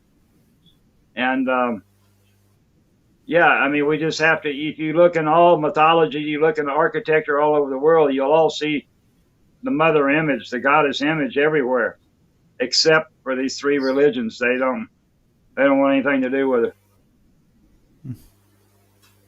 And you have the 12. You know, I mean, the one thing is, again, you do have the 12, don't you? The 12 disciples. Where does that come from? You know, so those little scattered elements are still in the Christian story, the sun worship and all of that. Or 12 tribes in you have Judaism.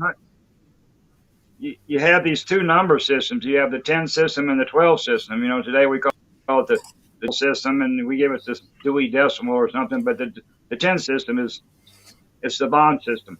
And all these people around the planet, if you went to the Red Indians, if you went to the African tribes, if you went to the Chinese, you'll see all their systems on 10. But these Northern Europeans, we have this 12, 8, 9, 10, 11, 12, 13, 14. Where in the 10 system, 1, 2, 3, 4, 5, 6, 8, 9, 10, 11, 12. So they roll at 10 and 11, and we roll at 13. So this 12 and the father is the 13. It's the 12 sons and the father. So they just took that system to make the 12. It's a hallmark. You know what? That's how you like can a hallmark. find out if it comes from root or van. You know, that's how you can detect if a language is deriving from the van language or the root language, like the Aser language. That's quite interesting. So you see, yeah. Yeah, go ahead. I was just going to say that I think the Celtic is actually based on the Van. The Celtic is something completely different. It's based on Finnish language. You can track that. I think if you see it start to roll after 10, then it's deriving from Van. And that in is, fact, yeah. Could that be, because isn't there a word in Hindi? Because Celt is a very bad transliteration. They themselves probably called themselves the Kati, which is K-A-T-T-I, or Kat, right? Now, I don't know, is there a Hindi word that is K-H-A-T, Jim? Similar to that? Maybe a... Yeah, they have the word got, like a gat. We call it gat. Got. Right. G-H-A-T, got. What does that mean? And then we also have the word Gati, which is the low-class people, but that's not spelled with an H. Got is actually if you go to the Ganges River, you have these ghats. It's where they burn the bodies. They're like these stairways going down to the Ganges River, and they call them ghats. I don't speak Hindu, but that's the only word that comes straight off the bat that has got or cot or, yeah. It could also be a very bad translation of the word Kalni, right? Which also means fire burner, one who burns in fires. It's where the word Chaldean comes from. So yeah, this infusion, I mean, even if you read Jason Giorgiani, he's classically telling you that without any shadow of doubt, that the Persians and the Scythians are from the north. Can you bring up that link that I give you, David, Sure. on Waddell? Just briefly want to show that he also plugs into this. Not perfectly, but people can go to... Oh, go ahead. Oh, okay.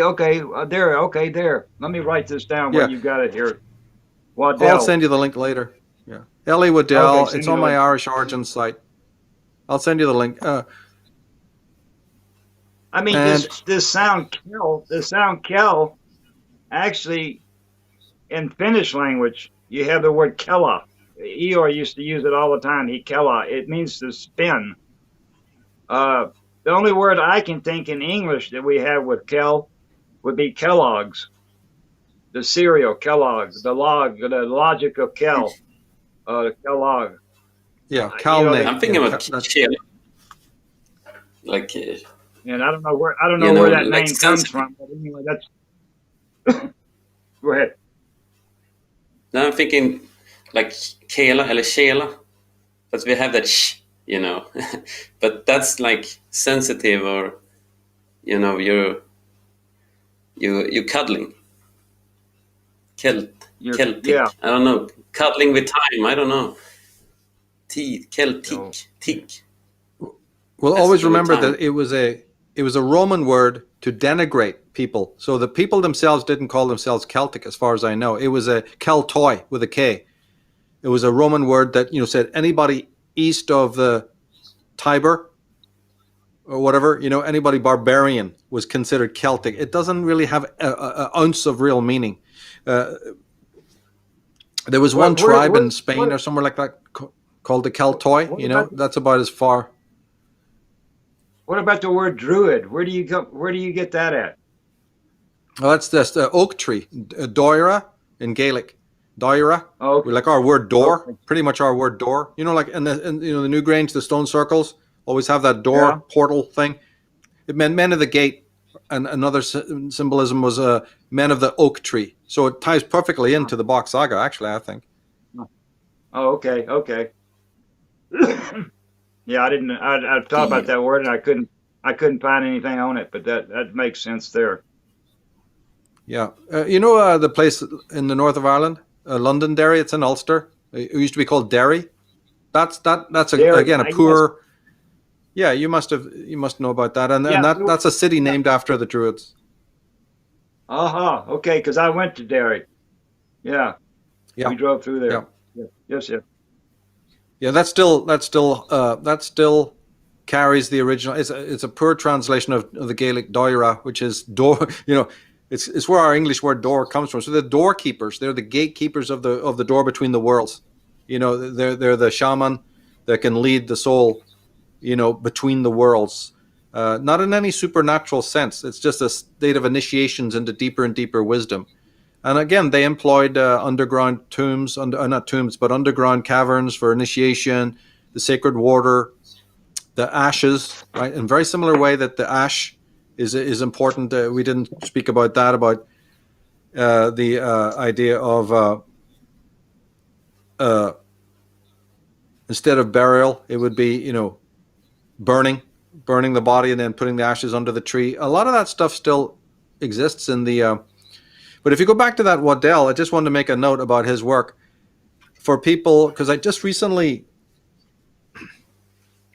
this page has been there for years, but I just added a lot to it. So again, people go over to Waddell's work, see some of the tie-ins. It's not perfect. His focus is mostly Anatolia, Turkey. But after listening to this program, and after going to Unslaved and listening to the two other programs, and by the way, the good thing about the programs on Unslaved is a lot of the terms that Jim and Jocke are using, we actually have them written up on slides, so you'll actually see Yarlet, Trelet, Desor. You'll actually see some of the terms that they've been using, and you'll see the actual pronunciation. So don't worry, folks, about that, because that's all been, these pirouettes and all of these incredible terms that I just hope that people do start looking at the etymology there is absolutely crucial. Well, we did a much more in-depth on the etymology there. And again, this probably won't be the last, look, because if you can get Michelle to come on or, whatever, that'll be absolutely superb. But yeah, any other thoughts, Jim, that you wanted to touch on? Any other areas? No, not really. Jocke, what about you? You know, we haven't really talked about any of the treasures. I think Treasures. that could be a really interesting thing to talk about, especially those crystal balls. Mm. Can't you talk a little bit about the buried treasures, Jim? I think that's one of the most fascinating things in this story. Yes, these Asur people, they had 3 golden statue goats, life size, made out of solid gold. We figured they're around 288 kilos of pure gold each. And they use these in procession in part of their ritual. And one of these golden box is from the paradise time, which is before the ice, which we break this story up in the paradise, the time before the ice, when the whole planet was tropical. Then we have the Atlantis, the ice time, which we're in the very end of now. And then we have a new paradise coming, according to the story, where the whole planet would be tropical again. That's why the ice is melting.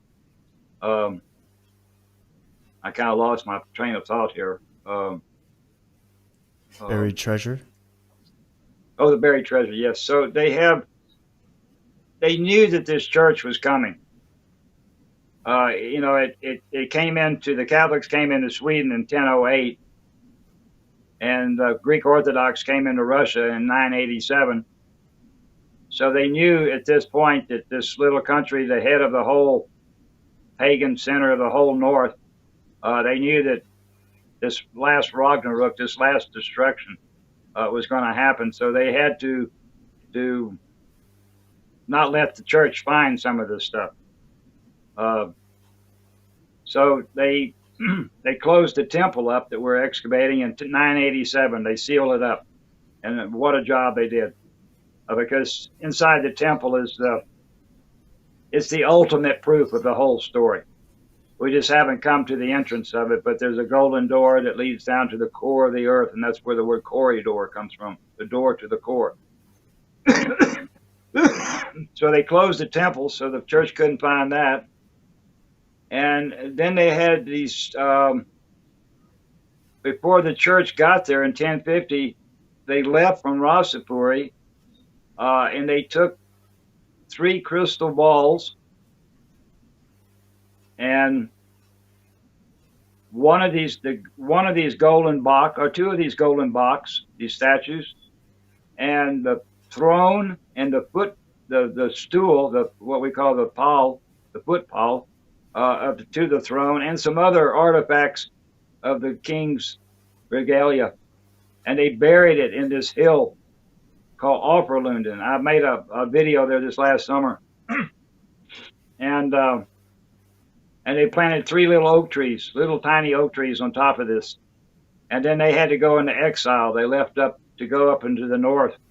The BOCK part of the family went up into Korvatountry to the very north, and the Ra, the king, he moved to a little place called Kayani, which is a little castle in the middle of a river, in a place called Kayani, which is about 500 kilometers north of Hell.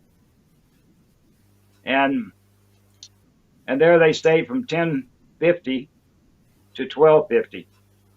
And before they left to come back down, when they made this deal with Billy Jarl in 1248, they buried the crown and the scepter and one of these golden box. They buried in the well of this little castle in the middle of and these things are still there in a box. And we actually had a machine that go, and the machine looked down in the ground, and it sees the metal box down there. It's like 6 meters or 7, 8 meters down. But of course, the museum won't let us dig it up. They want to say it's an old cannon, but there was never a cannon in this. So we know where it is, but they won't let us dig it up. We know where these other things are buried over in Offerlunden, just near San Fortuna, but they won't let us dig those up, of course, either. So there are these artifacts that are buried around Finland, but like I said, the Musei Virasta is the name for the Finnish museum, the Musei Virasta. They don't want anything to do with us. I mean, if this story is true, they've all lost their jobs. Nobody would want to listen to them anymore. But the crystal Well, balls, The crystal balls were actually, these 7 daughters had a crystal ball, and these Ciennare. You see Ciennare. They went out to these ringlands, and they descended. Each one of these ringlands had one of these Ciennare, and they had these special quartz crystals, very special mountain quartz crystals. And in the center of this crystal was a prisma, a little prisma.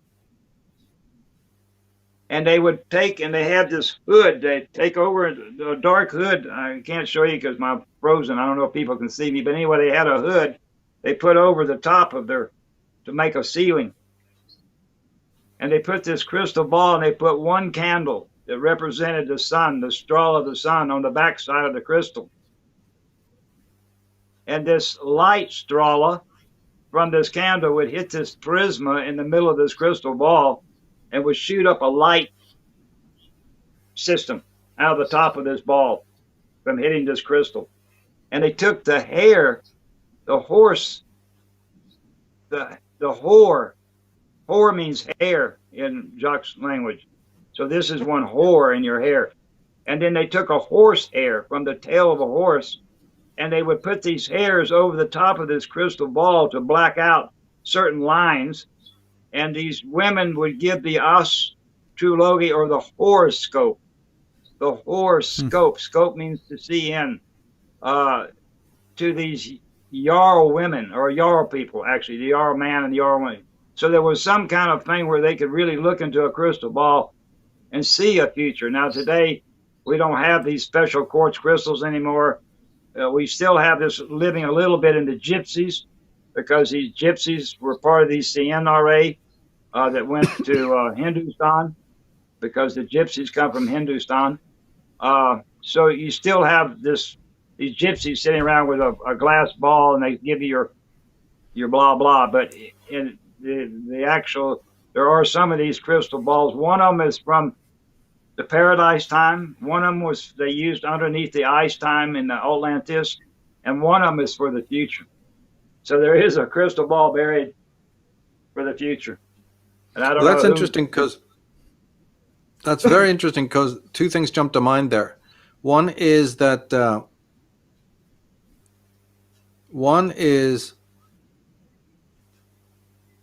the Hebrew letters, right, were this is from Tony Bushby's work, and he claims that it was from a pyramidon, like you're saying, a prism, that the Hebrew letters, would be cast onto a wall, or again by manipulating the light with a prism. That's how the 22 sacred letters that later wrongly are called Hebrew letters came about. So that's one of the origins of the sacred language.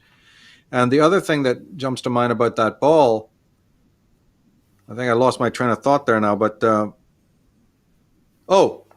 that would explain, as you said, it was in the keeping of the woman, right? That's what we said at the very introduction of this program about the Voluspa, which Waddell took as the authentic part of the Scandinavian, not so much the Kalevala, not so much the Edda. He honed in on that. And of course, what do we know? The Voluspa is the wise woman, what the Romans called the Sibyl, but she was the seer, the wise seer of the, the North. And so that would tie in that she maybe was also one of the keepers of one of these balls.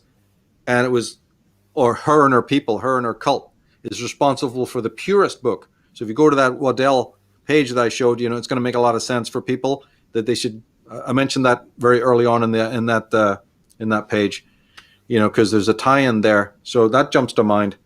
And of course, the making of those balls alone would be what an art, to put a prism inside and manipulate that. Yeah, that would be extraordinary. I've been thinking a lot about those crystals. It's one of the things that I really can understand, in this story, because a lot of the other things in the story is really like plain and blunt.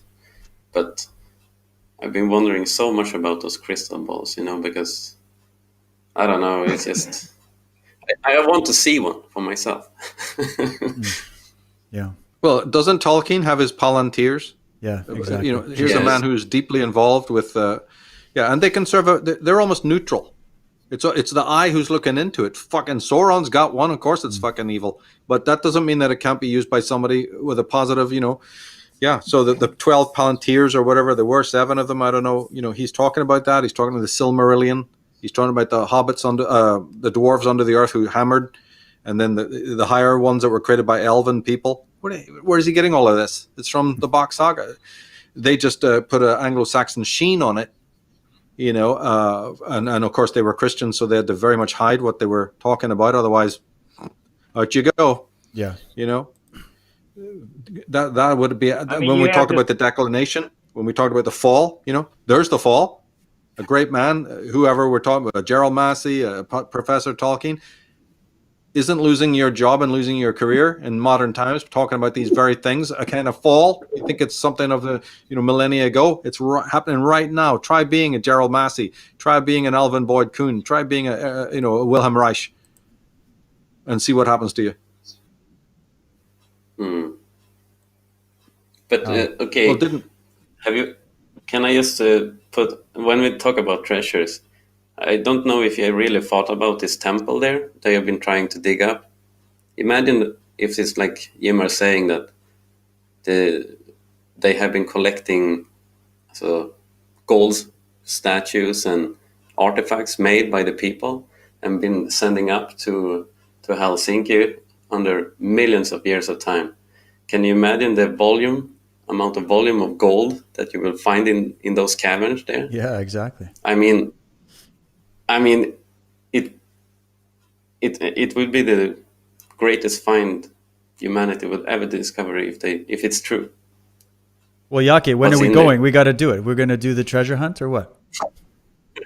You know, Jim has Sneak been in. doing the treasure hunt for what is it, 30 years, Jim? You have been trying to get in there. There's got to be a way we could Actually, Navy SEAL it or something, dive in at night and... Well, actually, what is the actually main- the temple? Go ahead, I Michael. was going to say, what is the main issue standing in the way, Jim? What is it? The government? What's the main obstacle you would say right now is the main obstacle there to get the work of excavation going again? What is the main obstacle? Right now, the virus. We can't go to Finland. I got a whole crew of guys already.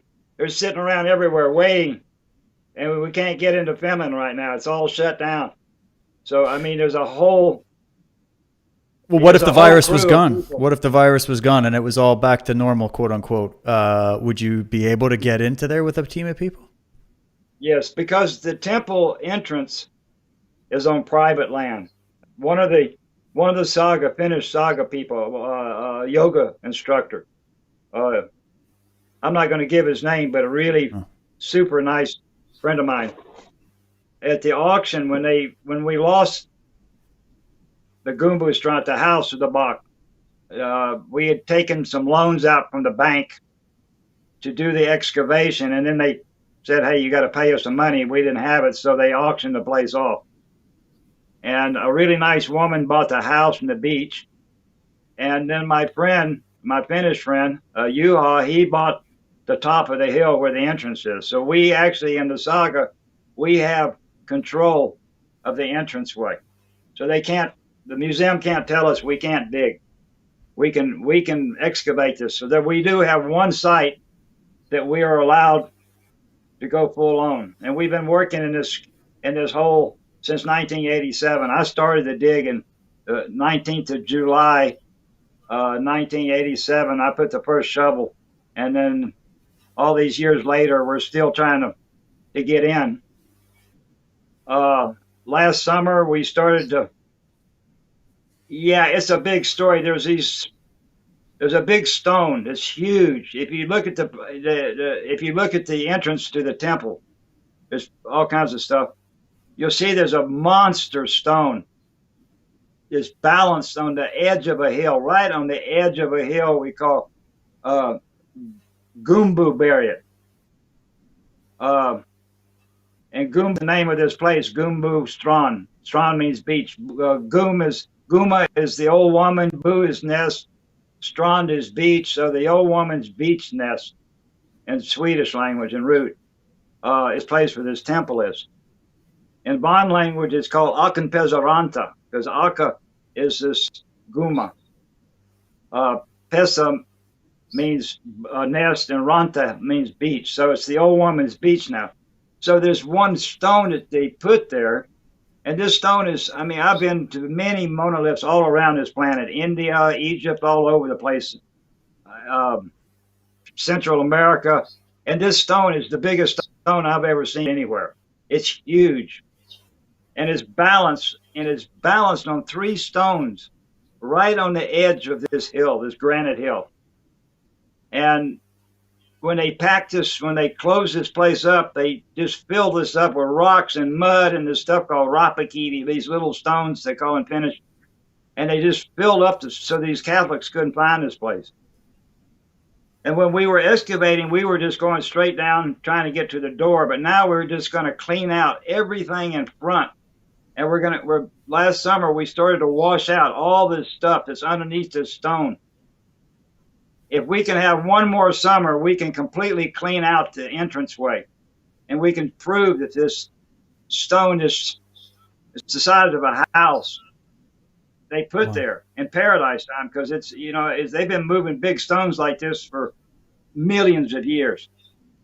And if we can show that this stone is balanced on 3 stones, then it's not checkmate, but it's definitely your king is in check. What are they going to say about that? Eeyore said it was balanced on 3 stones. You couldn't see that it was balanced because it's full of mud. And now if we clean it away and there's these 3 stones with this monster stone that keeps it from falling into the hole, and then what are they going to say about that? Nobody's seen that stone like that since 987 when they filled it up. So nobody is today alive has ever seen that stone is balanced on 3 stones. So if we can show that it's balanced on 3 stones, just like the saga says, if you go into the linguistics and the whole sound, the whole middle, the whole hollow earth, it's this core at the top. It's this empty space. It's 250 kilometers across, and I don't know, it could be 200 or 250 kilometers deep too. It's huge. It's this massive hole at the top of the planet. It's like if you cored an apple. You take it, and you just take it right from the top, and you take the stem and everything, you core it out. There's this huge cavern at the very North Pole. And they went along the wall of this cavern and started to take part of the wall out, and they made a pathway. And then they covered the wall with gold. They covered the path with gold. So, and as they went down they built a spiral road.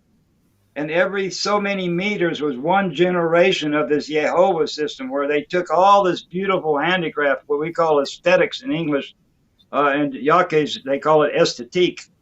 And esthétique, S is the sun, Ta means to take, and teak is time. So it's something that takes the time, aesthetics. It's something, so they made everything out of gold and stones. There's no silver, there's no other kind of metal inside because it all tarnishes, but gold never tarnishes. So the inside of this temple, it's all plated in gold. When we walk in there, whoever walks in there one day, you can take a candle and the whole place will light up like New York City. It's all plated in gold. And every so many meters, they built 3 chambers, 2 storage chambers and 1 showroom. And there was over 2,000 of these ringlands on the earth. And every 50 years was one heir of Ra, one heir Ra, one pair E-ud, one pair E-ud, pair is the father. So a period and an era is the 50 years. And every 50 years, they made these 2 chambers to store this 2,000 pieces of, most of it's statuettes. It's not the whole statue, but it's busts. And they took the most beautiful handicraft from each ringland every 50 years, the most beautiful one piece of handicraft, and they sent it up to this Jehovah system, to this castle of Tuna, the knowledge of two, this Tuna castle. And this castle become full of this beautiful but every 50 years there came a new king and a new queen. So they had to take all this aesthetics out of this castle, and they needed a storehouse to put it so they could put the next Jehovah system. And so they built these chambers, and they had one showroom where the Allfather could go and take one piece of this beautiful handicraft out of this room with 1,000 other incredible pieces and take it into a showroom where he could put candles around it and really examine the art, because this whole story is about art. It's all about art. You know, everything is an art. And every so many years, they built 2 more chambers and a showroom. And in front of each of these chambers, this one door that goes in is a solid gold statue of the BOCK at that time, the Allfather. So there's going to be millions of these chambers. This spiral golden street goes down and down all the way to the bottom. Thousands of kilometers.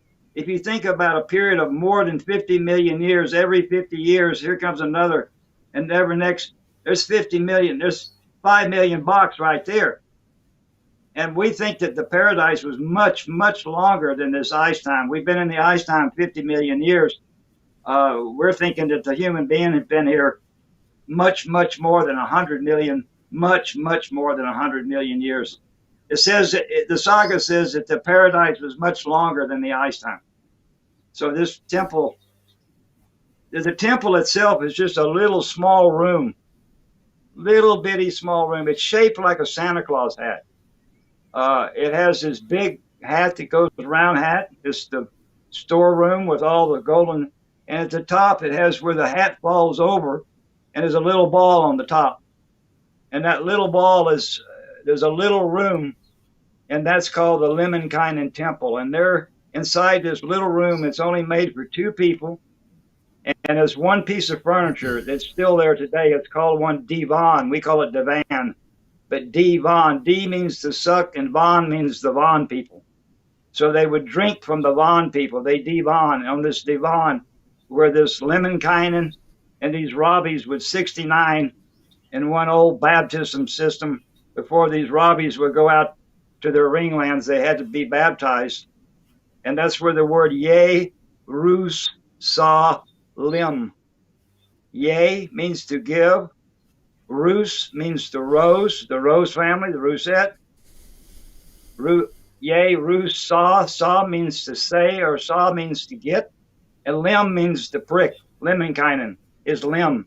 So Jerusalem. So, yeah, Jerusalem, yeah, that's the name of the temple. Yeah, you have Saga. This is incredible. It's the real It's in the Omphalos, liquid. right? Yeah, you have It's the the real word Saga, Omphalos. Saga, Gaza, Saga, Gaza, Gaza, Saga, Gaza Strip. Gaza. Yeah, it's the same backwards.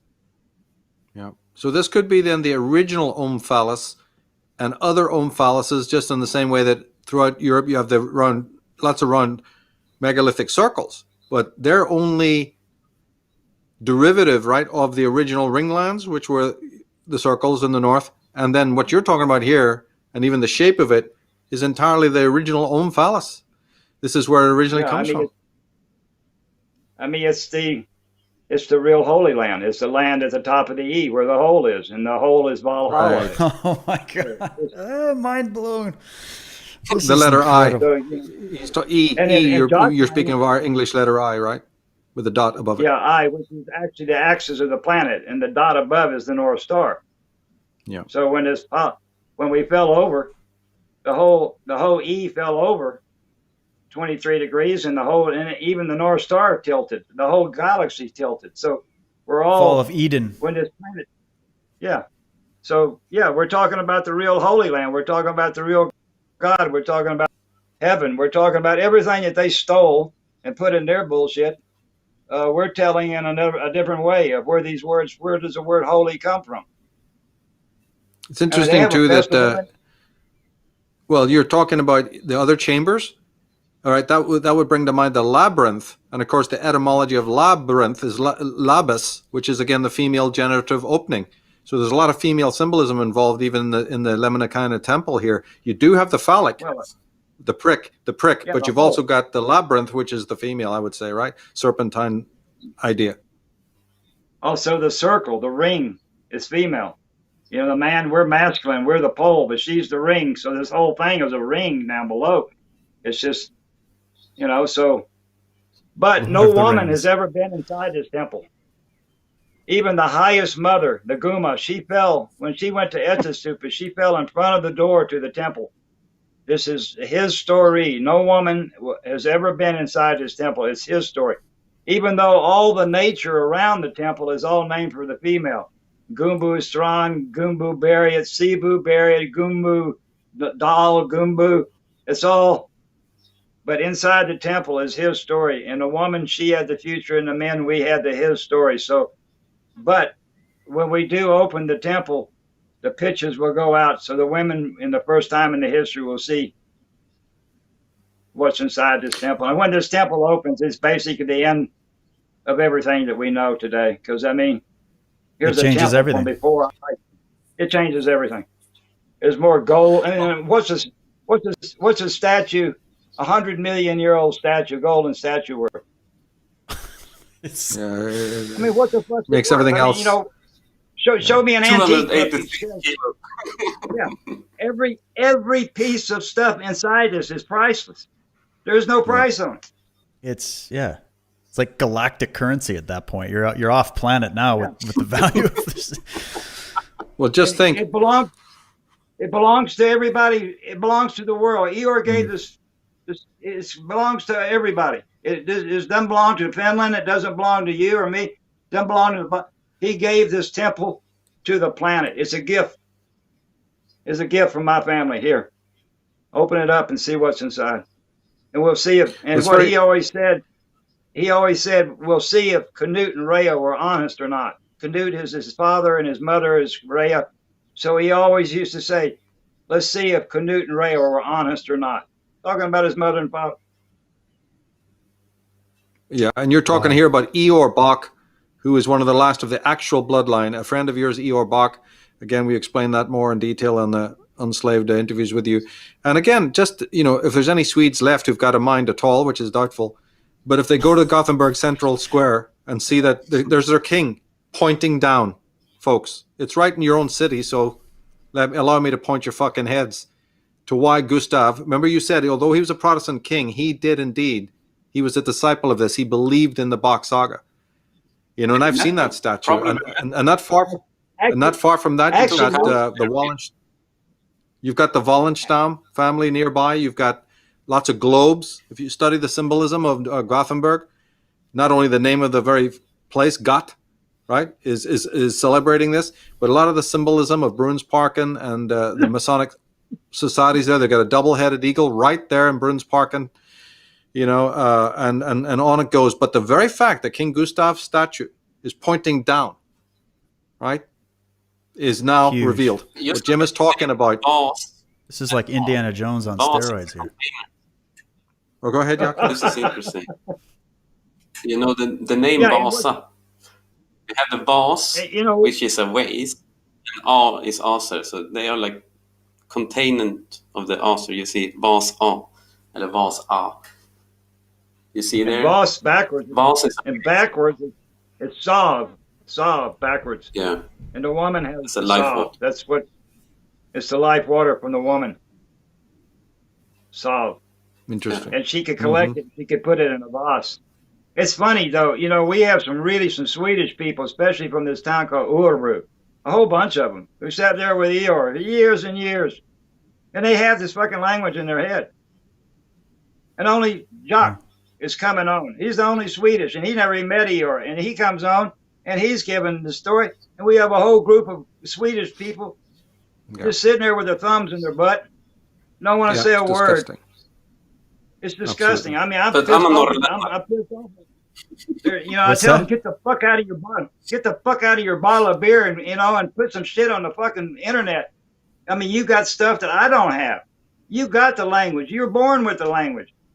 You know, and here we got Jocke, who never even met Eeyore, and he's the only one of the Swedes that's fucking going to come out here and talk to anybody. It's unbelievable. Yeah, I know. And that's why I said earlier, I'm really grateful that you contacted me and sent me this stuff, and it's about 5 years now, I think. Go back and check on that. But it's been an enlightening process to me. What's that? Well, we wouldn't be sitting here. We wouldn't be sitting here without Jocke. I can tell you that straight away. Yeah. What were you saying there, Jocke? No, I'll say I've been following Michael's work for about 10 years, I think. So he got me into this thinking that don't give a fuck and just steam your head, you know. Masculine. Don't give a fuck. It's about the truth. Have you ever fucking met any? Have you actually ever met any Swedish people from Stockholm and Gothenburg? Yeah, that'll get you fucking mad.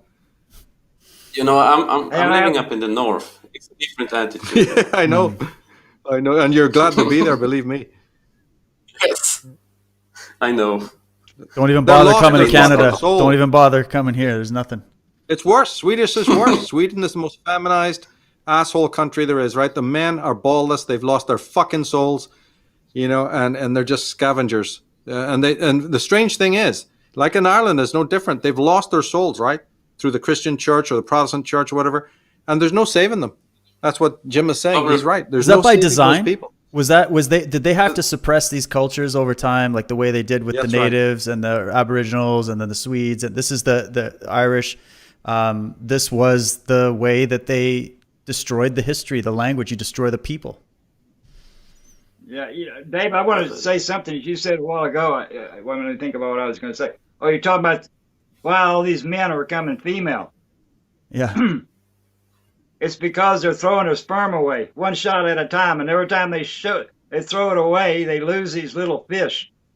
And each of these little fish is one human being. It's one life. It's got a head, a body, and a tail. It's alive. You know, two fish go in, there's two people. If two fish go in, they're little eels is what they look like, a little eel, which we come from the eel. So when a man throws his seed away, and he throws it away, and he throws it away, and he throws it away, and he throws it away, and he throws it away, he's throwing his masculinity away. And the woman, her climax is a much thinner liquid than the male. We have a much thicker. That's why we have this deeper voice. So her brain is sitting in a fluid that's much lighter than what our sperma looks like. It's like the same that's in her climax. So as the man throws his sperm away, it becomes less and less gold, yellow inside. It becomes more. And so he's in the shell of a man, but his brain is becoming more and more female, in a sense. I mean, that's one explanation of what's happening to the man today, is he's just losing his masculinity. I mean, he still wants to be the macho guy who, you know, drinks the beer and wants to fight somebody on Friday night, but, you know, he's got enough sperm in his balls to barely make a human being. It's probably not even going to be a very healthy one. You know, I mean, there's the downfall of the human sperm is dying out. Well, and not to mention all the, you know, the best female A and the glyphosate and all the chemicals that have been in the food, and they can get into all that. There's been a wholesale destruction, like Michael said earlier. It's a fall. You know, everybody can have their take on sexuality and healthy sexual practices and all that, but when we look at the fall on the biological level, the fall on the mental level, and the fall on the spiritual level, as we can see exemplified everywhere, you wonder why there's not more men rising up to face tyranny. I mean, I'm in a country where our prime minister just took away all of our rights to, well, not like they can, but they took away all of our rights for firearms, and they're locking people up for Facebook posts, and it's the same thing in the UK, and it's just this slow drip feed destruction of any semblance of a reaction that might come from the males, especially. And when you have the media talking into the ear, they're the worm tongues talking into the ears of the female, you've got a major recipe for disaster, the fall of civilization, that's for sure. Yeah, you know, Eeyore left us an alternative. The word alternative in Jocke's language, alternative. And alter for us means to change. You can alter your clothes, you can alter your mind, you can alter. An altar is also every pagan temple had one altar. All is everybody. Alt And air is air, and that's in the offering. The air is in the offering, the altar. So all the people offer air at the altar. And nativ means native. So if we can alter to a native way of living, it's our alternative, our alternative to this plastic, fantastic life that we live today. So Eeyore gave us a way. He gave us a sound system. He gave us a story, and he left humanity with an alternative to this way that we live today. And it's up to each person if they want to choose to take it that way, or they want to continue the way they are. And I don't know the future. I don't know how it's all going to come down, but we can see it's flying apart. And the people who are ruling this planet right now, they don't know what the fuck they're doing. I mean, they're just going 90 miles an hour into a brick wall, and we're all in the back seat of their car. Or they want to crash it, and they know exactly what they're doing, and they're just, they're falling like you wouldn't believe. But one thing I would just say is that I was talking to this about with Laura Lee in one of my previous shows on the Lord of the Rings, and she was bringing up a good point. She's like, we've built some amazing things, but we could build it in harmony with nature. We could build Arendelle. We could build the Shire. We could build, as you were saying, build that connectivity. You could still build technology. You could still have civilization, and you could have structure. We don't have to live in the sticks necessarily, unless you prefer that. You could still build, but it could be built in a way that was more connected to the original spirit of nature and the spirit of humanity, as opposed to these monstrosities that are just spitting in the face of humanity and nature everywhere you go. Just look at the art. The decay in art tells you the whole story. The decay in music and culture, and then look at the buildings. Look at the big cities, the smog. It's funny how nature always gives you feedback, if you're doing something right or not. And so when you see the food, the animals are dying, the fish are dying, the oceans are dying, all these things are happening. You can start to go, well, maybe it's time to go back to the drawing board. And the ancient sages, these people, ER and so many others, have given us the recipe for how to build a civilization in a physical sense on the planet, but also spiritually and psychologically as well. Just one quick mention. The word for art in Swedish, art is one species. So you see, like one species of birds, they are art. That's one art. Art is species. When we want to say species, we say art. That's one art. Interesting. You see? Yeah. So that's like a true art. You could also say that when you look up into the sky at night, even the stars and the moon and the sun, that's all art too. That's art, yeah. Art is anything that is. In nature. Yeah, in nature, but even today we could still say, today we can call anything art. We could call a new Ferrari art.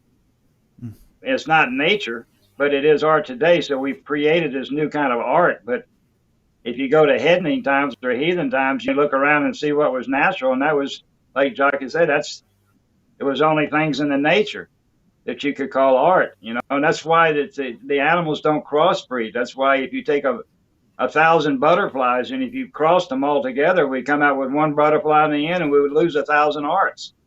So in the nature, the brown squirrel doesn't fuck the gray squirrel, and the gray squirrel doesn't fuck the other squirrel. They all stay in their own art, because if you start to cross arts, whereas in the human being, each race was an art. The Hindu was an art, the Polynesians an art, the three red Indian races are arts, the African. So we had these 13 different races, 13 different arts, and 13 different hearts, because each one of these different 13 races has a different form of heart.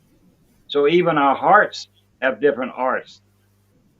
So, before, you'd never take an African and cross it with a white person.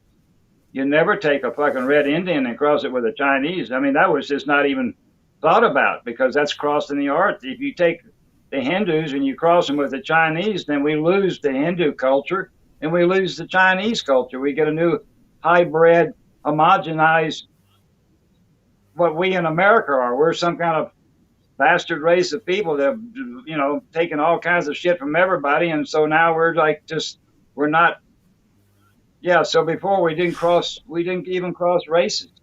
Well, why is this considered racist now? Like, if you say that, even though you're saying in defense of preserving these peoples and these different expressions of nature and these different arts, nowadays saying that is like, I'm surprised our stream didn't get kicked off. It's just insane how backwards it is. Yeah, I mean, I'm a racist. I'll tell you straight off the bat, I'm a fucking racist. You won't find a racist more racial than me. But it's not any race is superior to anybody. Fucking Africans are just as fucking good as a red Indian, as good as a white person. So there's no race that's better than any other race. But I'm for the pure race. I'm for a pure red Indian. I'm for a pure Hindu. I'm for a pure Polynesian. In my understanding. So yes, I'm against race mixing. I'm a mix myself. Everybody sitting here, probably except for maybe Jocke, we're all mixes. You know, Ireland, if you're from Ireland and England, we're all fucking mixes. We've got tropical and Arctical mix. So today we're you know, and some of the most beautiful children I know are mixes. But before we didn't mix the arts because we understood that the nature is perfect. You talk about evil. I think evil comes from us not being natural. I don't know that there's any evil in the nature. Is there? What can you think about in the nature that's evil? We're the ones that stand out. Human beings are the ones that stand out. Didn't you say that, Michael? Like the nature of evil is unique to humans. It is. Yeah. Completely so. You know, I mean, it's disorder. Once you understand it as disorder, right? The universe, the cosmos means order. So the cosmos is fucking order. And even what we perceive as disorder, like a momentary, okay, say a star disappears, it's still in the aid of greater homeostasis. Only we humans who have choice, right, can choose unfreedom, can choose unpleasure. Right? When Jim was talking about the phallic cultures, and one should have even said more about that when you asked me about the ancient mythologies, right? The understanding of pagan people was that don't live in unpleasure. If you're erogenous zones, they're there. Like when Jim was talking about the sensitivity question, the phallic is only one erogenous zone. It's the one from which you derive the greatest pleasure.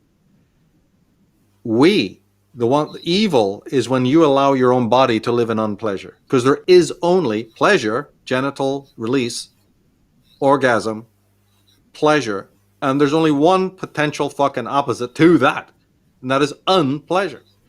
If you live all your life in unpleasure, then your whole worldview is now so distorted. In other words, you do not know what pleasure is, right? So then you're going to become addicted to pornography.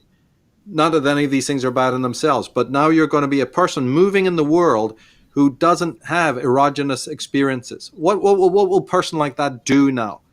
You're dead. When you talk about the circumcision ties into this, as Jim has already eloquently explained. But another way of looking at it from the Wilhelm Reich school is that the person of unpleasure is deeply armored. He's a victim of emotional fucking plague. It's that simple. Pleasure or unpleasure. Now, who do you think when you look at the world, when you look at these Ismails, and not just them, but loads of other people, they're wooden, they're fossilized, they've got used to unpleasure, right? Their own bodies are not pleasurable to be in. Evil? You want to start dissecting the anatomy of fucking evil? There's the They don't even Gnosticism. know there's no orgasm, right? And if there is, it's only through murderous experiences, Look at these serial killers who've got to bite and be. We're sadomasochistic. There's our pleasure. We are completely fallen and lost. And do you know what the process is of getting out of that? You're talking about, the problem. Do you know what the solution is? What a man has to dedicate. You think he can do that when he's part of a crowd? When his brain is colonized, like the average Swedish and Irish person, an American person? How can you escape into health when your own body is loathsome to you? Maybe, consciously you work out culture and you disguise that. And look at our pornographic media with its advertisements. On the surface, it looks like it's nothing but sex, drugs, and rock and roll. Take off that fucking media veneer, and you will have people who are in a depressed state, who have never experienced sexual or release or any other form of pleasure from their own body level onwards. It's a diabolical. It's called the emotional plague, as Wilhelm Reich talked about it. How many fucking people have even heard that term? Well, there's your problem. And I plan to do something about it. Yeah, I mean, Incredible. you can't masturbate because God's watching you all the time. So the little boys go hide in the closet, they hide under the blanket, so God Well, look can't at the see church. You. I mean, it's, Look, these guys, it's like pedophilic exactly priests. like him. Yeah, Ah, it comes out in a bad way. It comes Exactly. out in a twisted, Homosexuality, distorted all of it. Yeah, it just distorted. In the form that they've got now. In the form that they've got now is perverse. It's not born out of any kind of androgyny or understanding. It's Right. born out of the need again. Women didn't satisfy me. Some woman says, man has not satisfied me. My husband has satisfied me.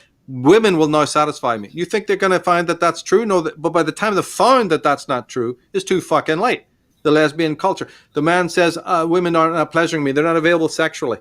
They're wooden, they're armored, they're horrible. Right, I'm going to seek sexual satisfaction from men. Then we've got those gay cultures exploding all over the world. Then they're going to try and tell you it's a genetic thing? Of course not. A sophomore level knows, freshman knows that's not true. It's been proven not to be true, but it's here because all people are in a state of unpleasure.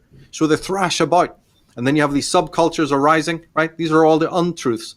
Nobody knows how to soften their own being, become sensitive so that you can now have proper, orgone experience, biotic experience. There's only necrophilia, right? Which I say is the armoring, or there's the biophilia. So how many people are biophilic? How many people love to be alive? How many people can say that their own body is a source of pleasure to them in the deep sense that Reich was talking about? Very fucking few. And if you're in unpleasure, then all the other diseases and unhealth that we experience, from arthritis onwards to, all of it, all of the various blood sugar issues, heart problems, all of this is arising, right? Because the body is unpleasured. And you'd think that we are in the most pleasure addicted, right? Because of the media chicanery. That's what I'm saying. People got to wake up to this because there's so much pornography, so much, sitcoms and bullshit sugar on the top, with your love scenes and all the romanticism of the advertisements and the schmooching and all that's all fake. That's all to cover up a diabolically corrupt situation of unpleasure that's going on in our world, libidinously. But we're not going to listen to the people who, have put their finger on this at all, because you know why? Because that's the wound. This unpleasure is also a wound. If you're not having pleasure, you're having unpleasure.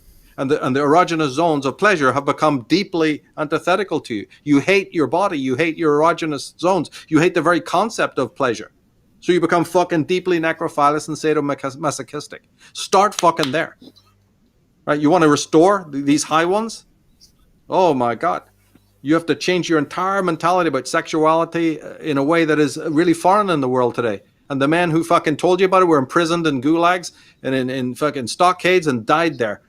That's the fate of anybody who else tries to stand up and, address these issues. It's a catastrophic situation. And just because we have a pornographic media that keeps on making you think that it's, bikinis draped on Ferraris, and the obsessive, the teens obsessed with all of it, and the women obsessed with their cosmetic appearances. The whole thing is an obscenity. It's got nothing to do with genuine sexuality or feeling. That's where you have to start. yeah, That's that's true. very true. And so what you're saying too, Michael, is even for those, you could even say, even from like a standpoint of someone that would want to engage in homosexuality or whatever, there would even be an authentic way to do it if you really wanted to. But the problem at the end of the day is what kind of like what Jocke or what Jim was saying is that we've fallen to the point where we don't even know how to replicate healthy art forms in humanity anymore. So we're men and women have been disconnected over time, right? Sexuality's been distorted. It's a search for pleasure. Even forget the word sexuality. Bracket that completely, because again, fuck what you talking about. Yeah. Look, just keep pleasure, unpleasure. It's a really simple formula. So when I go and seek it here and I seek it there, right? I seek it every fucking where, right? That is the culture that's really ultimately seeking for a beautiful thing. But you're not going to find it. When the woman says, men don't satisfy me sexually, look at these freaks running around with their placards, right? Those are people who are in a deep sense of unpleasure. So you need to orgasm by screaming loudly with a placard in your hand and a bunch of other girlies around you, because we know that the menstrual cycle comes into synchronicity when several women are together, right? All of this stuff is there in the books. So when I get together in a big mass crowd, I'm seeking the orgasm, and I get it through the oral fixation, right? The homosexual gets it through the anal, level. You're thrashing about looking for pleasure, which is a very divine and brilliant thing. But you fucking didn't listen to Osho. You didn't fucking listen to Wilhelm Reich. You didn't listen to Arthur Janov, and people I mention continually through my work. Well, then perish in misery.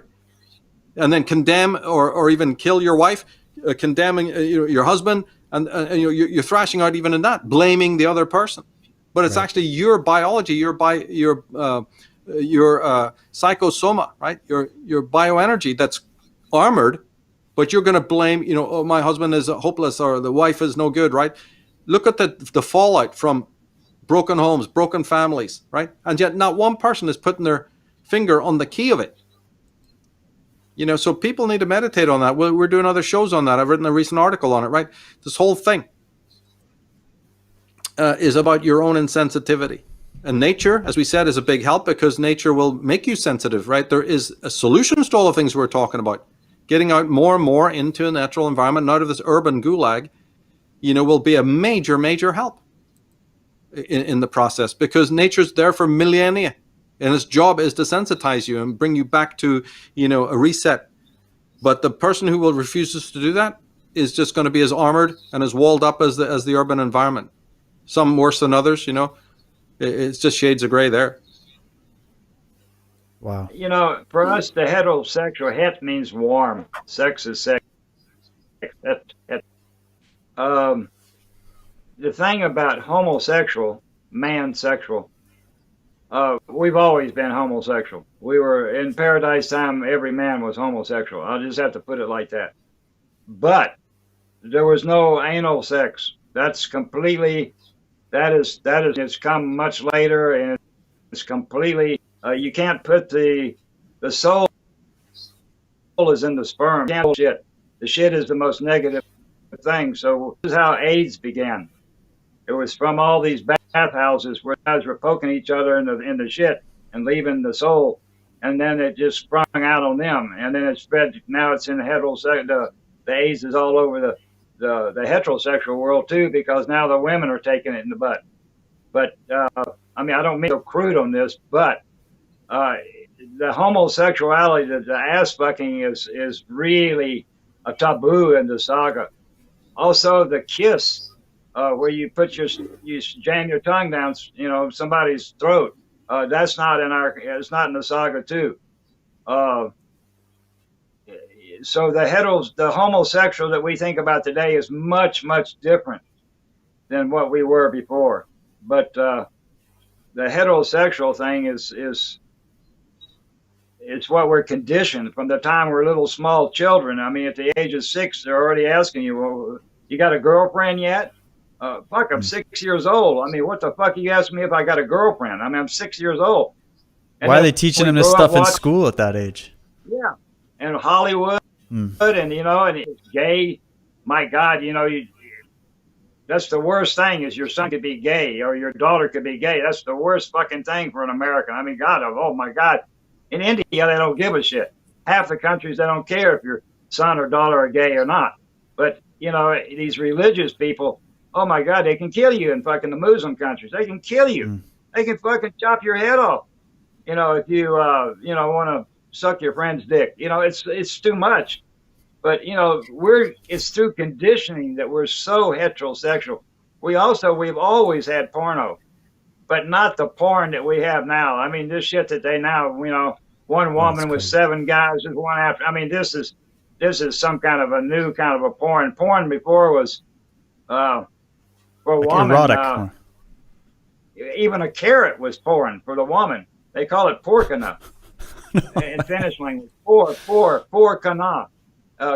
Kana means chicken, but porkana. And so the woman was using this carrot. It was porno. It was like the same if a woman saw an electric dildo today, it's porno. So we've always had, even if you look into Greek, they had all these art of people doing all the shit in India. They have the Konarak temple. There's 1,000 different ways people were doing it. So, I mean, porno has always been, but not the porn and not the heteros, not the gay that we know today. It's a much different story. You only have today. to look. You're quite right, because you only have to look at the art of the male figure as portrayed in the East. If you look at the bodies of most of the Buddhas, just observe it purely phenomenologically, right?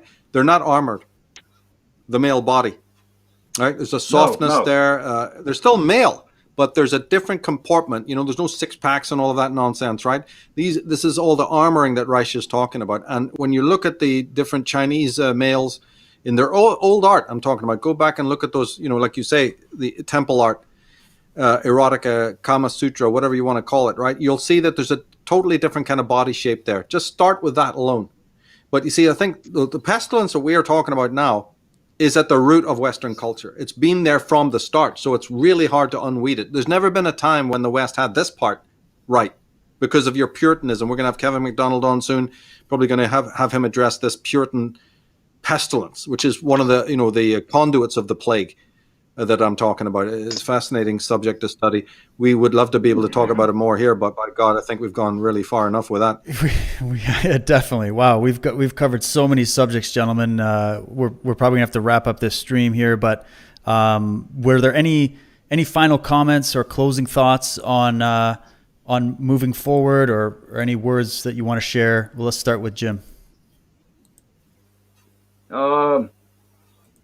No, let's start with Jocke. Let Jocke go first. I'll do it second, if you don't mind. No, please. I'd like to hear what you... Yeah. Jocke, go ahead. No, I just been catching up a lot of things I've been thinking about, but this is just going to sprout further conversations, so I think I have to leave that for now, but we'll have to I just do it again. wanted to... Yeah, maybe. I just thought about this word evil or evil. It's an will, like in willpower, you see.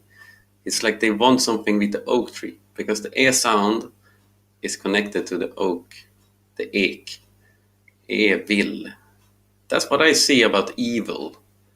But I don't know, this has been ringing through my head the last hour here. I just wanted to put it there, evil. It's like they want something with the oak live tree. backwards. It's evil. They want you to call do it something A-lock. with the oak. Yeah, A-lock. You call it A-lock. Yes. But And then you have the law. has that will. Yeah, it has to do something with the all humanity, you see. They want to correct or do something. That's how I see it. With the entire species of the human race, so to speak. The egg. Wow, incredible. Michael, No, that's perfect. Well, I would just finish by saying that when you want to know why Jim just spoke about it earlier with the circumcision, right? It's all part of the whole, when you start unpacking it. The controllers want you to be defaced. They want to take your erogenous zones and fuck them up, to use a pun. And that starts with circumcision, and then the entire anti-sexual culture. See, from a Reichian point of view, we're not in a sexual culture, despite all of the pornographic stuff around us, subliminally, non-subliminally, right? So the leaders are the most corrupt in this movement. That's why, as you quite rightly said, you have your Jeffrey Epstein level of pedophilia. You have it with the churches. You have it actually rampantly. We'll be talking about it in other contexts in July, trying to get even deeper into that. And it turns up in what Jim and others are talking about as well. So the leaders are the ones who are necrophilous. And they have trained us, right? Under that veneer of, the media, there's other work that's going on to make us creatures of unpleasure, to get us to be okay with that. Now, we never will, because our biology is orchestrated differently. The very structure cries out for pleasure. And we look to the parents as the first givers of pleasure. They have to be pleasurable themselves. They have to be orgasmic themselves, the parents. Forget about homosexuality or lesbian, whatever. The parent must be okay in his own body. Otherwise, that child is absolutely fucked from day one, because it will be a creature, a disciple of unpleasure. that creature, by the time that he's reached his the puberty, will then become one of these authoritarian types who's never known real deep pleasure. He's going to want to deny it to other people, right? When you look at that Bill Gates, when you look at their faces, George Soros, Bill Gates, any of these creatures, you've got to be able to develop the eyes to see the unpleasure and the emotional plague in their faces. And these people absolutely hate life. They're not biotic, they're necrophilous, right? They're not biophilous. They hate anything that's to do with living. That's what real evil is. And they want to make sure you cannot experience beauty, pleasure, goodness, right? And that's what we've got from wall to wall. You think by now, 21st century, we'd be onto this, right? And we'd be able to depose these people just by the fact that we're sensitive enough to see what they are, visually, and say, no, you're not. I'm not voting for you. Look at these Nancy Pelosi. I mean, is there something wrong? The night of the living fucking dead. Salem's Lot 3. Well, the health ministers. It's Salem's Lot 3. What's wrong with you all? Right? Well, what's wrong with you all is you think that's normal because the masses of the world have also been trained to be basically halfway or 3/4 of the way there already. So they look just perfectly normal to you. To the normal person, and I hope that's most of the people listening to us, they look like the vampires and the gargoyles and that's good. If you can see them for that, that's all. Pat yourself on the back, because that means that you haven't lost it completely.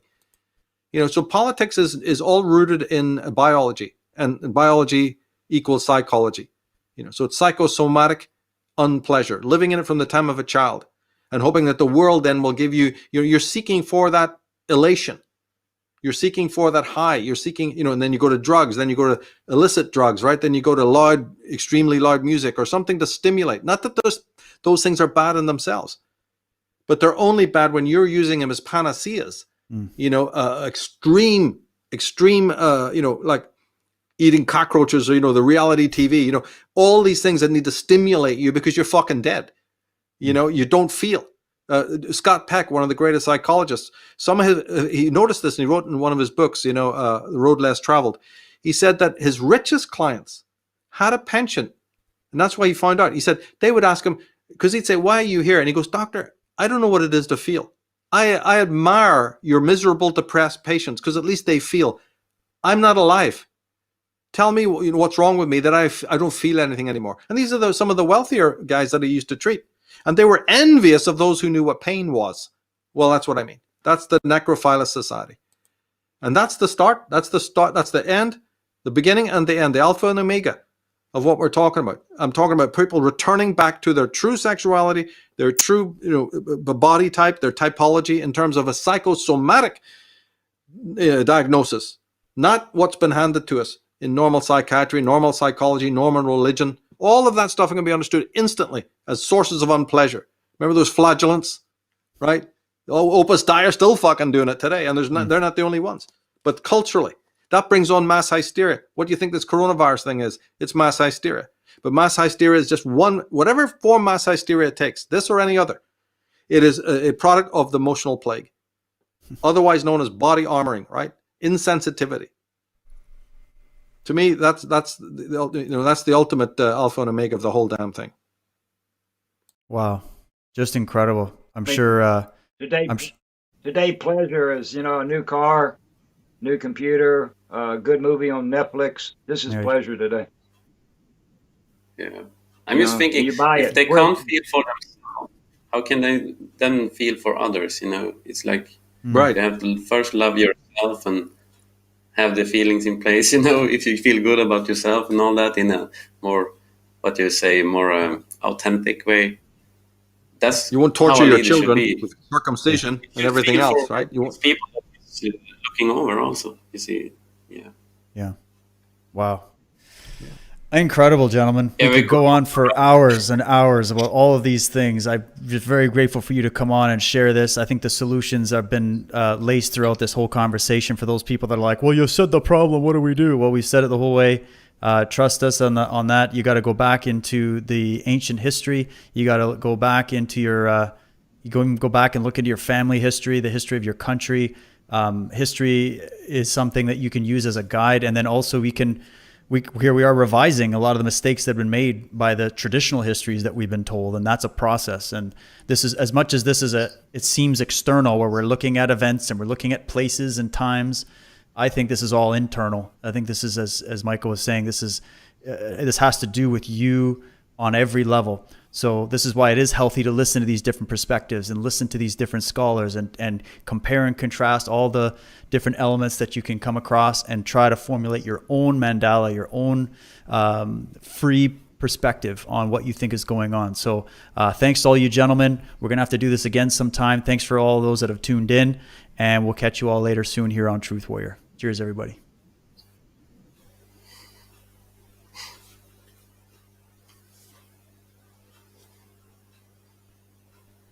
Wow. Well, that's a wrap, guys. We're off air.